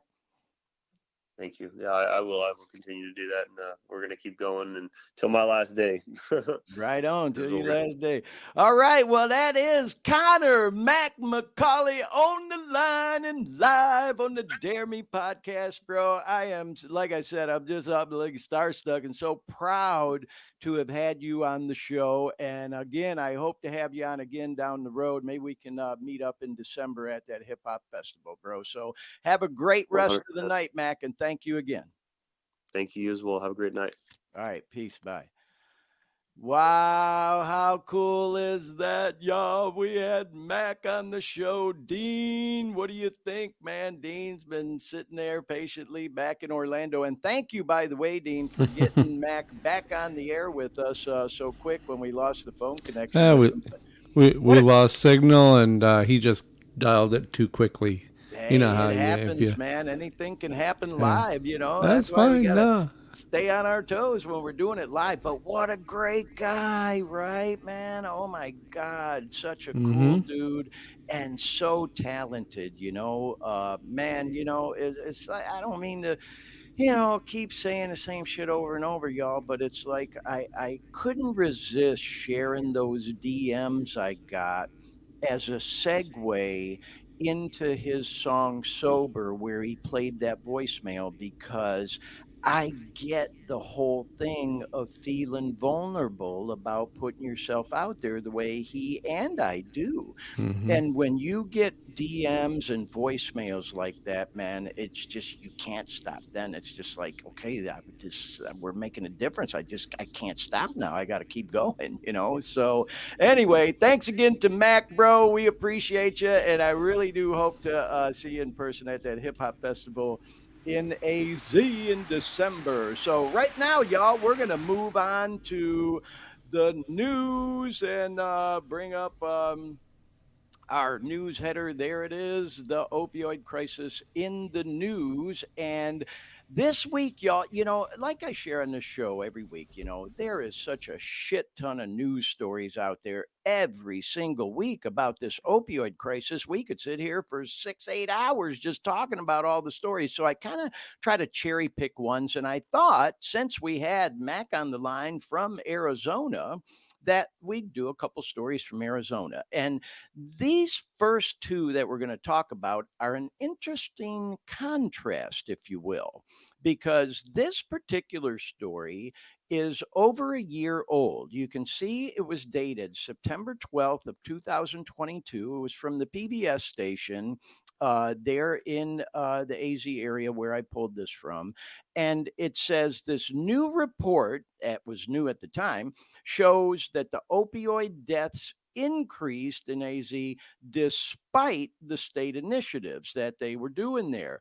Opioid overdose deaths increased 120% between 17 and 21, according to the Arizona Department of Health and Services, despite all these things that they were doing that are talked about in the article. And I'm not going to read the whole thing to you, but you see at the top on the left there, it says more than 2,000 people died from opioids in Arizona the previous year. And that follows a 120% increase in 2017. I mean, do the math, y'all. Freaking crazy. And in the middle paragraph there on the right, it talks about all the shit they were doing, numerous initiatives, the Opioid Epidemic Act, the Good Samaritan Law changes, the Angel Initiative, uh, increase in dispensing Narcan, pharmacies cutting down on the prescriptions they'd write, all that stuff. And it wasn't making any fucking difference. And then guess what? Oh, Yeah, sorry. I'm not sure what happened. We lost our sidekick. Sorry. I just kind of I Uh, got a little I ahead of was on a myself. run too. Yep. Yeah, there we I go. know you were. Well, Okay. I wanted to chime in too Oh because you yeah, said go ahead. Go I. ahead. You know what? I mean, I'd hate to miscommunicate their intentions. Meaning, you said it didn't make a difference. Well, Well, maybe it you did make a wait till I get to the difference. next Okay. story. I don't Oh, mean to interrupt you, but that goes right to this, Dean, because I hear where what you're saying, and the reason I wanted to show both of these, and like I said, they're kind of contrast, is because I think what had happened was all the things we just talked about took a while to really begin to make a difference, because this story, if you see, was from May of this year. And then it says AZ makes significant strides in the opioid crisis. And it talks about, how, and we can, I think, go to the next part of the story here. It talks about how it really did make a difference. And again, y'all, I don't want to read everything here to you, but it did make a significant difference. So do you follow what I'm saying, Dean? I just Yeah. think it took a while for it to take effect. And sometimes in the news, they'll jump the gun a little bit, and there was an increase. I mean, 2,000 people a year, died, and it just took a while for it to really take effect. Yeah, it's just, numbers might still be growing, but maybe they'd be growing faster Hmm. if maybe so the numbers still seem to be increasing, but yet might have slowed the growth a little bit of the deaths of the just I'd want to encourage people to keep doing this, Oh yeah, of course. And this article, what I'm showing y'all here is just a part of it. This is not the whole article. So I highly would encourage you, if this is something of interest to you, like it is to me, to go look this up. It's the Arizona Capital Times, and read the whole article where it does describe. And we even cut off a little part at the top there just because, we're cropping photos to get them on the screen here. And it talks about the decrease in the number of deaths and the decrease in the hmm number of ODs. So the point I was making is, yeah, Arizona kind of took it on the chin back in, 22, despite all the stuff that they're doing out there that it talks about again here in this middle paragraph on the right. I think it just took a while for it to all start to take hold and make a difference a year later. And I was happy to see, like you said, Dean, happy to see this headline that they're now making significant strides in combating the opioid crisis. And my hope, like I'm sure it is for everyone else, is now that a lot of these dollars from all the settlements with big pharma and the different pharmacies are starting to get earmarked and distributed, we'll hopefully see even more of a difference get made. So moving along, y'all, we, talk a lot about the opioid crisis here in California, where I'm at, and we focus a lot on San Francisco because it is bad over there. And we did a whole episode of, me going to visit the Tenderloin, which again, I'm not going to get into a whole story on that, but it was a fucking trip, y'all. Go back and watch the Back from the Dead episode of the Dare Me podcast, and it'll blow your mind. Boy, oh boy, I'm glad I survived going down there when I did and that whole thing. But the point I'm making is it ain't just California, y'all. Like I said, you can look online and find stories about this stuff going on every city, every state across the United States, and other places around the world. I thought we'd show this story, though, because this was from USA Today. And you can see it's just last week. It was dated October 8th. And the headline there is targeting what they're calling the last frontier. These Mexican cartels are now trying to send drugs into Alaska, which I'm quite certain they're already there. Not trying to send them there, sending more there would be a better way to put it, upping the death toll. And again, this USA Today, y'all, we don't, we're not biased toward any publication. They're all covering this story. And you can see it says the infamous Sinaloa cartel, once headed by the kingpin El Chapo. Everybody's heard of El Chapo, and we talked about him last week. He may be in prison, but they're saying his sons are still running the organization, are working on getting more dope into Alaska. And again, y'all, here is more details of the story.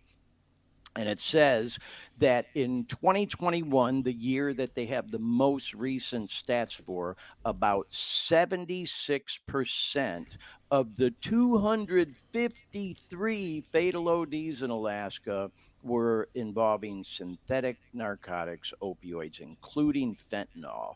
And so, yeah, man, it's even up in Alaska, y'all. And then going further north into Canada, a Montreal paramedic offers an up close look at the city's drug overdose problem. And, being honest, y'all, this was a story I just stumbled on while I was researching opioid crisis news online. And sure enough, man, it came up. And the point I'm making again, y'all, that you can see this story is just from October 7th. It's everywhere, everywhere. So when we talk about the things like what we talked about with Mac, the DM I get that might even have helped just that one person, got him into treatment, that voicemail that Mac got that he incorporated into the song. This is how we're going to make a difference, y'all, because it's everywhere. And I just don't even know if it's something that can be stopped. Things can obviously be done, like what we talked about with those two, contradicting, or not contradicting, but two stories from Arizona, where, one year it wasn't making any difference. A year later, all the efforts were making a difference. But I don't think there's any one thing that we could do to make it all go away. We wish it was that easy, that there was some silver bullet, some pixie dust we could sprinkle over this problem and make it go away.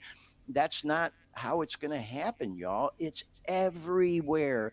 California, Arizona, Alaska, Montreal. We've talked about it in Detroit and Florida and Miami and the UK and Greece and Italy. We've talked about all these places all around the world where this fentanyl and opioid thing is killing people at record numbers.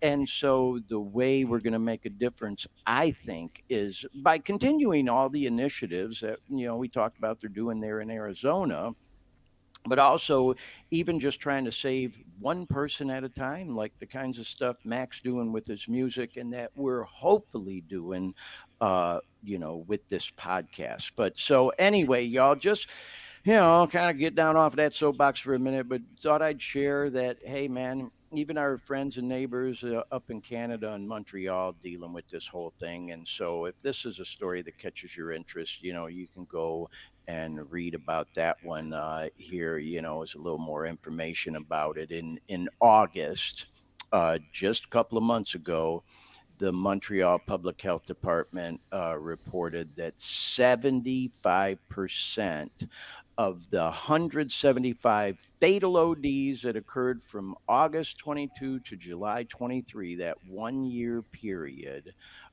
took place at home, which I thought was interesting. And it also, went on to say that it doesn't discriminate when it comes to age either. And the whole story just goes into more detail about it, y'all. But it's everywhere. And then I thought we'd bring the news kind of full circle as far as different locations go, right back to my backyard, because I do talk about all these other places all around the country and other parts of the world. But look at this. Right here where I live in the Sacramento area, Roseville is literally 10 minutes up I 80, the freeway from where I live. And this poor girl, Roseville girl's family at fentanyl murder hearing. This man is inhumane and dangerous. And what had happened was this guy um, sold fentanyl laced drug to this poor girl's 15-year-old daughter, and it killed her. And he was charged and convicted with supplying, the girl with the fentanyl, and she died right in her bedroom, kind of like what it just talked about in that story in Montreal. People are dying at home because they get this dope and then they take it at home and die. She died right in her own bed. And just this past Tuesday, y'all, this guy who sold her the dope was sentenced to 15 years to life in prison for his part in that. And, goes on to talk about it. But, if you're one of them people that is using opiates, sometimes I know how it is, man. You get caught up in dope dealing. You never wanted to become a drug dealer. Sometimes you do, though, to help offset the expense of your habit. And the next thing you know, not only are you a using addict, but you're a drug dealer too. This story right here, all the more reason to get clean, because if the dope don't kill you, as the saying goes, sometimes the lifestyle will. And this guy's life is over. He's going to prison for 15 years to life for trying to make some money off selling this poor 15-year-old girl fentanyl laced dope that killed her. So yeah, one more reason to get clean. And you know what? If you really want to get clean, you're still with us watching, listening to the show, you can do it. If I can get clean, anybody can get clean. So anyway, y'all, here's another story that I couldn't resist showing on the show today.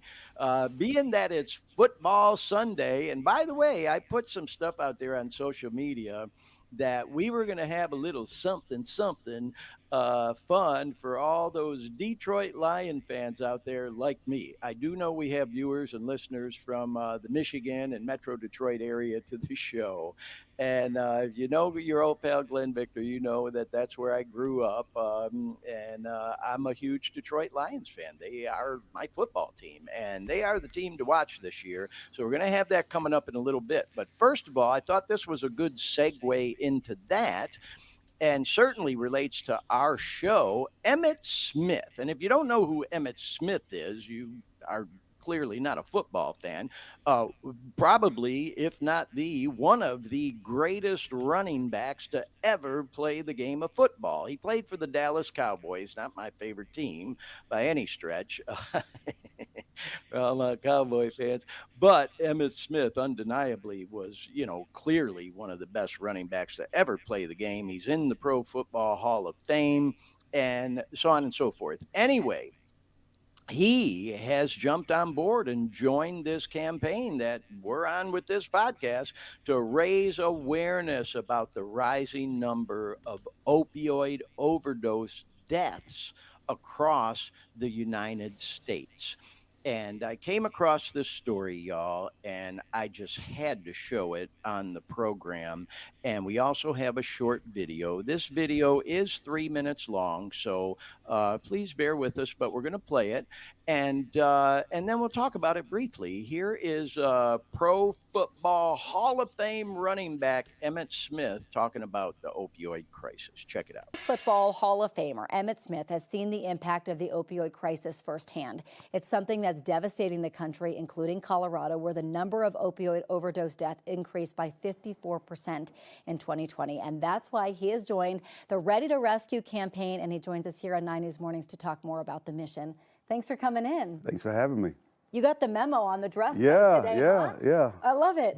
So tell me about the Ready to Rescue mission and what it's all about. The Ready to Rescue mission is about bringing awareness to opioid overdose and opioid addiction. I've had personal experience myself with some family members as well, having to deal with opioid addiction or overdoses. And now I'm getting trained in terms of how to manage those situations and be ready just in case something happened and you walk in and you see someone laying on the ground, they lifeless or breathless, and you have an opportunity to actually utilize the Narcan spray to actually hopefully revive them. Yeah, and that's why you're an ambassador for Narcan as well. That is why I am an ambassador, because of personal experience, even former teammates and so forth. No one wants to lose a loved one, and no one knows when your opportunity to step up and be a hero can actually happen. And so if you're prepared, that's what Ready to Campaign is all about, being prepared for whatever, whenever, and however you can show up. The Ready to Rescue mission is so important because we're just seeing insane numbers come out about opioid overdose and deaths. It's very scary. So this is changing the stigma, and it's also saying be prepared if you see something. And we know that Narcan can be administered even if you're not sure what it is, just in case. Correct. It can be, and if you find yourself in a situation where you don't know whether it's in home or whether you're at a fraternity party or whether you're at a football game or something of that nature, which we could be anywhere, and see someone lifeless or breathless, there's an opportunity for you as an individual or us as a community to step up and be of assistance. So make sure that you either know where your Narcan spray is at, or make sure that you understand that the family may know where everything is at and you have something on you at all times. And there's so many ways that you can get Narcan for free these days too, which is so wonderful. They're discounted as well. You're going to the CU game today. That is correct. People can meet you, talk about this at the tailgate, right? Yes, they can. Right. We have a fan fest going on today sometime between 5 and 8. Okay. And we'll be out, so come on out, hang out with your boy, and take a photo, and we can give you some more information. If you want more information on Narcan, you can go to Narcan.com and get more information on all of the things that we're doing. Come out to the game, meet a legend. It's so great. Your son plays for Stanford, I understand. Who are you rooting for today? Of course I'm rooting for Stanford. I'm rooting for Stanford all day, no doubt. But I love Dion, though. I mean, I love Dion, but I got to root for my kids. Totally. So it is what it is. But I'll just pray that, Stanford put up a good fight. Yeah. And you never know what might happen. It's going to be a good game. Well, I'm so glad that you're tying your name to a really important cause. And again, how can people learn more about the Ready mission as well? You can go to NORCAM.com and get all the information on the Ready to Rescue mission. Awesome. Emmett Smith, thank you so much for coming in. Appreciate nice to meet you in person. How cool is that, y'all? Emmett Smith, my man. And I'll tell you what, we need to try to reach Emmett and see if we can get him to be a guest on the show. I just think it is so awesome that Pro Football Hall of Fame running back from the Dallas Cowboys, Emmett Smith, is an ambassador for this whole problem of the opioid crisis. Rock on, Emmett, man. That is so cool. And, he talked a lot about Narcan and what a lifesaver it is. And he gave some resources on there. And I'd like to give a plug to one of our previous episodes. It was called the Recovery Happens edition of the Dare Me podcast. I think it was 4 episodes ago, where we went to an event here in Sacramento called Recovery Happens, and there's a segment on there where we actually have a guy conducting Narcan training right on the Dare Me podcast show. He goes right through the whole thing. So if you are interested how to administer Narcan, we have a demonstration right on the Recovery Happens edition of the Dare Me podcast. We also, on that edition of the show, provide several resources where you can get Narcan for free. It is available over the counter. However, it does cost about $50 for a 2-pack. And so we want to provide as much information and resources to people to get Narcan, and you can get it for free.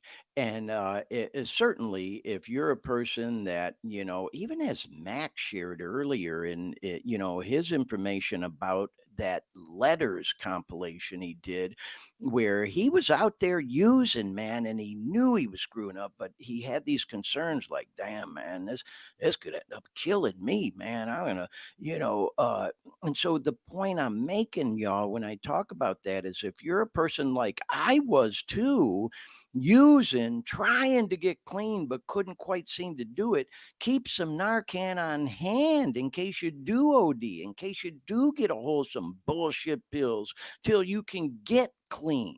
Have the Narcan handy and available. And certainly if you're a friend, a loved one, an employer, a colleague of someone that you either know or suspect may be using opiates, keep that shit on hand. Like we said on previous episodes of this show, the way it is right now, Narcan really ought to be available just like fire extinguishers are in any building, because that's how bad this problem has gotten, y'all. It ain't getting better. It just keeps getting worse. And as we've already talked about on this show, it's everywhere. So shout out again to that boy, Emmett Smith. You rock, brother. And yeah, man, Dean, I'll tell you, that's another area where I talk a lot on this show about how, man, I'd love to have a full-time marketing person, and, get us, some kind of a publicist to reach out to some of these people a little more than I'm able to. I do my part. There's several people I'm trying to get on this show, and we're going to get some on. Believe me, we will. We're making progress, but man, love to have Emmett Smith on to give us a shout out or a plug for the show, or just come on and talk to us about it a little bit. So anyway, y'all, moving along, let's go, since we're talking about football. Oh, and by the way, there he is. I meant to show this. That's Emmett during his playing days. You tell from the video. He's a little bit older now, but man, I'll tell you what, he was a force to be reckoned with. But now we're going to transition into my favorite football team, the Detroit Lions. And I posted this pic today because their colors are blue and white. They call this Honolulu Blue. And I must confess, y'all, I have now drank the Kool-Aid. That's the joke, with the Detroit Lions is, man, every year they get your hopes up high and they dangle that carrot and they play real good and then they end up collapsing and break your heart. But this year, man, all the analysts and the so-called experts on all the sports shows and sports channels and all are picking the Lions to make the playoffs at the very least. Once you get there, anything can happen, like they say, on any given Sunday or whatever. But the fact of the matter is, the Detroit Lions are a great football team this year. They are now 5-1, tied with five other teams for the best record in the NFL. There's no undefeated teams anymore after today, but there are five that are 5-1, and the Detroit Lions are one of them, and they're in first place in their division. And so, yeah, I've drank the Kool-Aid, and I've been on that Lions bandwagon since I was a little kid, since I could walk. It's like, man, I'll tell you, I call them the new before I die team. Used to be the Chicago Cubs baseball team, and then they ended up winning the World Series. But the Lions have never been to the Super Bowl. They won the championship back in the 50s, but that was before it was even called the Super Bowl. So they're the one team that hasn't been, and we're hoping maybe, just maybe, they might get there this year. And so, anyways, today the Detroit Lions played the Tampa Bay Buccaneers, a team from my old stomping grounds where I lived for 30 years in Central Florida. And I have some friends back there that every time the Lions would play the Bucks, I'd be rooting for the Lions against, my new, hometown, so to speak, even though I lived in the Orlando area, Tampa, Central Florida. So everybody I knew around there rooted for the Bucks, and I would always root against the Bucks for the Lions. It was a good, friendly rivalry we always had a lot of fun with. One of my old friends, shout out Marvin. I know he's a big Bucks fan, and man, they took it on the chin today. Because the Lions beat them, and they actually played in the Ray J in Tampa, their football stadium there, and the Lions took it to them. I think the final score was 20-6, and I was watching, most of that game on the Red Zone, earlier today while I was working on this show. So shout out to the Lions, but. Here's the fun thing, the little something I said we'd do for all our Detroit Lions fans. And I usually post this at least once a year on my social media. Because usually the Lions will lose when they play the Tampa Bay Bucks, but not today, and not the day of this video I'm about to play. I'll give you just a brief introduction. This video I'm about to show is 23 years old. Oh my God, I can hardly believe it. Where does the time go? This does not seem like 23 years ago, y'all. Maybe like a couple years, but it sure don't seem that long. Anyhow, in a previous life, as some of my followers know, I worked in the news media. That was one of my careers. I worked in for 25 years. Radio, television, blah, blah, blah. And for a couple of years of my career, I worked at a television station in Orlando, the CBS affiliate, WKMG Channel 6 in Orlando. And I was a traffic reporter there, and I worked on the morning show for a couple of years, and I was right up there on camera and up at the desk with the rest of the anchors and weather person. And so the weather girl that was working the show on this particular week, her name is Michelle Cimino, and she was a big Bucks fan. And so on that show, we used to keep a pretty loose format for a morning news show, which most morning television news shows are, especially seems like the Fox affiliates and that whole Daily Buzz kind of vibe on the CW or whatever the hell.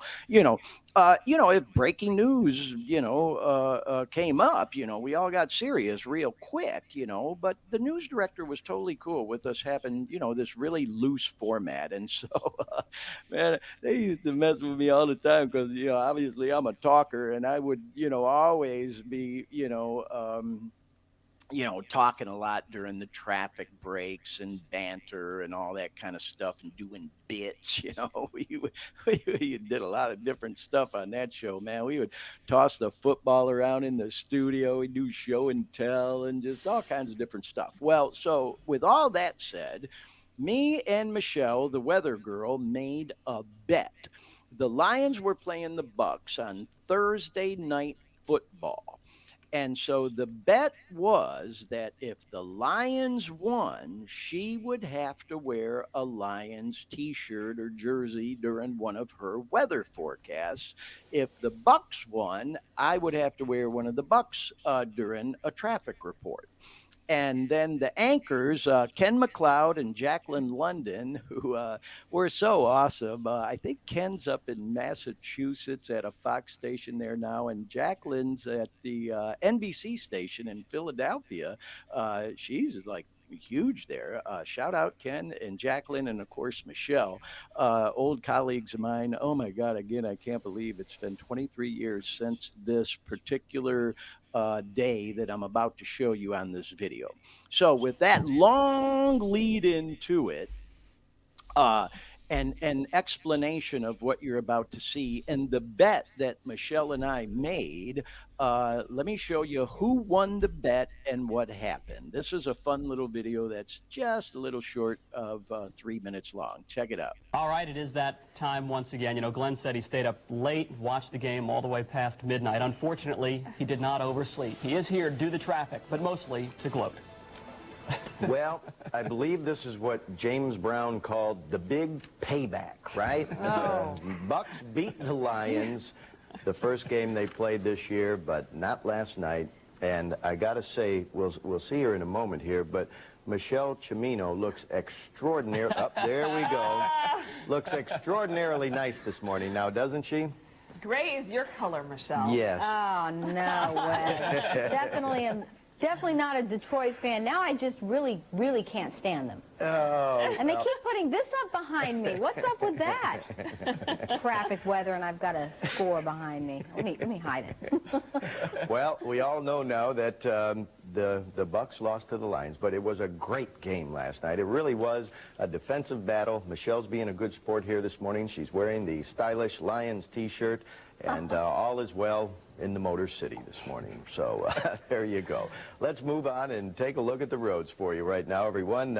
We'll check things out through our DOT camera in Seminole County. I-4 up to speed through Lake Mary Boulevard. No problems there. We'll take a look in downtown. Check the SunTrust City Cam again at the 408. It's up to speed as well. Just starting to pick up there. Let's take a look at things eastbound on I-4 right around SeaWorld. See, it's a little bit busier there for those headed into downtown from the south side. And we'll check our traffic map for you right now, seeing the usual buildup southbound on 1792 through 434 and 436. And now the moment that all the big Lions fans have been waiting for, our morning weather forecast from Michelle Cimino wearing the Detroit Lions t-shirt. Here we go. Really the bad part of this, Glenn, is that the Bucks and Detroit have already met once. The Bucks won on that one. He should have to do something. But here I am in the Detroit Lions shirt. 68 degrees in Orlando. We've got 66 for Eustis, 63 up toward Ocala, laughing in the studio, 65 for Altamont Springs, and 66 into Castleberry. And I'm going now to a full screen to show you what the rest of your day is going to look like.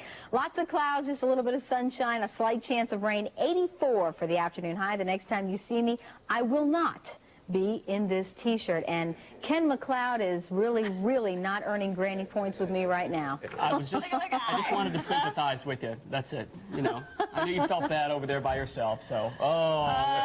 Glenn is loving this way too much. Glenn's out of control. All right. We'll be back. This is painful, but we will be back.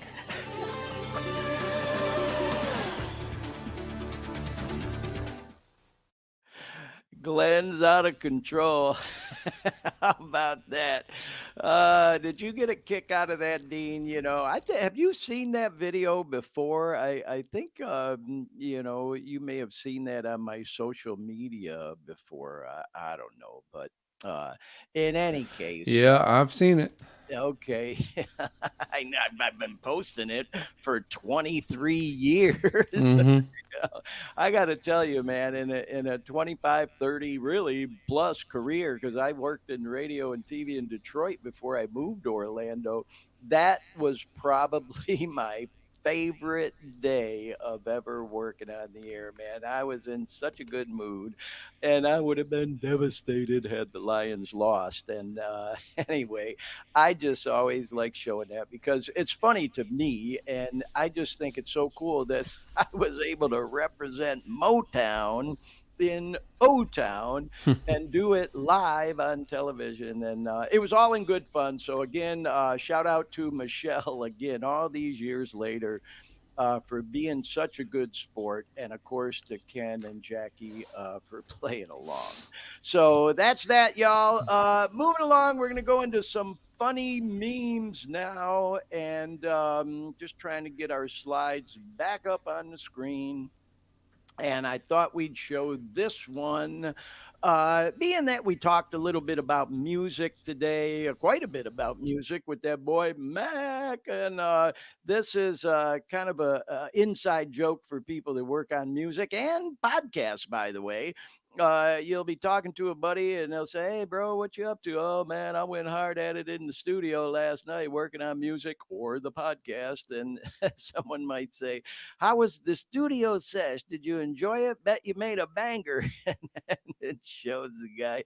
He's like, his brain hurts, his back hurts, he got bloodshot eyes. It ain't all it's cracked up to be, y'all. It's a lot of hard work. I mean, I love it. And like we talked about, with Mac, you got to have a passion for it, man. When you do music, and even a podcast like this, you come into the studio and you got to lock in, man. You got to lock down. It's sometimes it's like a time warp. Not to compare apples to oranges with doing music and a podcast, but sometimes it's like I walk by this studio here at the crib so many times, and it's like I know as soon as I open that freaking door and walk in here, that's it. I'm gonna be in here for hours. So I could relate to this slide, I guess is what I'm saying. We got one more funny meme, y'all. We're not gonna do a whole bunch of them tonight, just one more, and then we'll wrap the show up. This kind of ties into our show too, and I thought it was kind of cool. There's that boy Leo DiCaprio from that movie. Wolf of Wall Street, and somebody made a meme out of this. This is where he's talking to those two feds on the ship there that time, and somebody wrote, "When you realize you're still crazy without drugs and alcohol," because if you remember in that movie, he got clean and sober near the end of it, and I'll never forget that one scene in the movie where he's drinking old duels, the alcohol-free beer, and oh god, what was that other actor in the movie's name? His partner, I always forget his name. He's like trying to explain to him that you don't get a buzz when you drink NA beers. He's like, "What's the point?" But the thing of it is I could relate to this, because when you realize you're still a little crazy, even without drugs and alcohol, that's sometimes a pretty cool thing. It's good, because people sometimes when they're using for so long and they think about trying to get clean and sober, they think, "Man, that's gonna be fucking boring. Life sure will be boring without all that." And it's like it's not true. Life even becomes more exciting. We forget just how exciting it can be when we get caught in that rut. But the substance abuse, the addiction will trick our thinking, sabotage our thinking into thinking that we can't have any fun or be a little crazy even without all that. And like I often say, y'all, I might be crazy, but I ain't stupid. I'm a pretty sharp guy when I got my head on straight. But anyhow, y'all, I just thought this was a fun meme to show. Nothing wrong with being a little crazy even when we're clean and sober. And so that brings us full circle, y'all, on the Dare Me podcast. uh, we'll go ahead and wrap the show up. Want to thank that boy Mack again for being on with us today and being such an awesome guest. Man, I really do hope to go out and maybe meet him in person at that hip hop festival in Arizona, and then encourage anybody to go out and check that out. That's coming up December 9th and 10th. And go back and look at all the information on it that we had here in the podcast, or even look it up online. And can't encourage you enough to go to Mack's YouTube channel and do a deep dive into all his music, because it is awesome, y'all. It's very inspiring and just great music, and he is unique in his style, man. He's definitely a rapper and a hip hop artist, but his style is unique, and it's great stuff. So anyway, shout out Mack. Thank you for being on the show. Dean, want to thank you again as well for being such a rock star and holding things down back in Orlando. I thought we had a pretty good show today, wouldn't you say? We did as well, yes. Yeah, well, hey, Good before interview. we wrap up, though, I was hoping, I didn't mean to interrupt you, but I was hoping we could take a second, and maybe you could talk a little bit, because I can't thank you enough for doing this, bro. I mentioned it briefly last week that we are now putting reels out there on the daily with clips from the show, a la Joe Rogan and the podcast he does. We kind of took their lead, not to copycat Joe Rogan, but we love what they do, and it's a proven formula. And so, Dean, you've been real busy with that this week, and I love the reels, man. They're just short excerpts from the show, Yep. usually on a pretty intense topic, because we do get pretty intense on the show sometimes. And looking at the views we're getting, man, and they're great. So anyway, I mean, I kind of went on and on about it, but talk to us a little bit about these reels, bro. I don't know. You said pretty much all there is to say. Yeah. There's just more, more out there to reach more eyeballs, which is all we're trying to do. Just Yeah, get more trying. viewers. Yes, thank you. Trying to get to more people, just like that DM we shared, y'all. And hey, you could see, man, that was legit. I just kind of, marked out the name to, respect somebody's confidentiality. But they told me, by all means, use that. If it might even help one person, pay it forward. And so, if we can get the word out a little bit more about this podcast by doing reels like that, putting excerpts from the show out there to get people's attention, to maybe drive them to the YouTube channel, hey, all the better. And so, Dean, I really appreciate you doing that. I do my reels, where I put the logo and some music behind it. And, I took a couple of them and put them on TikTok, and I'm trying to do my part too, you know what I mean? But I just really appreciate you doing that, bro. And I appreciate the ownership that you have taken in this podcast and the pride. And I hope you get it and feel it, like I do, that we are making a difference, man. We are making a difference with what we're doing. So I just can't thank you enough. And I mean that sincerely, Dean. Thank you. No problem. Right on. Okay, well, y'all, hopefully you get to see some of those reels. If you're active on social media, they're out there, man. They're floating around on Facebook, Insta, YouTube, TikTok, all the things. And if you would, go to our YouTube channel, the Dare Me Podcast YouTube channel, and click subscribe, and then you'll actually even get notified anytime we post something new on there. So one of the spiffs of being a subscriber to the channel. If you're a person that's struggling with substance abuse disorder, addiction, you're trying to get clean and sober, we hope that if you watch this show, that we've been, at the very least, even a little bit inspirational to you, provided some informational content, some entertaining content. And if you are a person that came across our show looking for information about how to get clean and sober, like I was when I was working on kicking dope, man, we really, really hope we've been an inspiration to you. And as I often like to say on this show, as we wrap it up, if you're going through hell, keep fucking going, man. Don't give up. Just keep going, and you will come out the other side. If I can do it, if Mack can do it, you can do it too, and get on with your life. And like we posted in that funny meme, life ain't boring in this clean and sober journey. I can promise you that. The sky is the limit. Like Mack said, he never thought in a million years he'd be living the life he is now, doing music now that he's clean. Here I am doing this podcast, which quite frankly, it's a lot of work, but it's so much fun and so rewarding when we get messages like the one we showed on here today. So, yeah, the sky's the limit, man, when you start living your life clean and sober and you dig yourself out of that hole of addiction, that horror of addiction. So, we hope that we might have made a difference in someone's life again on this show today. So, yeah, I think I've talked myself out of that closing. It's like this whole show, if you haven't figured it out yet, y'all, nothing is rehearsed, nothing is scripted. It's all shoot from the hip and from the heart, y'all. And I just kind of ordinarily, we have structure and an outline and all, but we just kind of go till we run out of gas.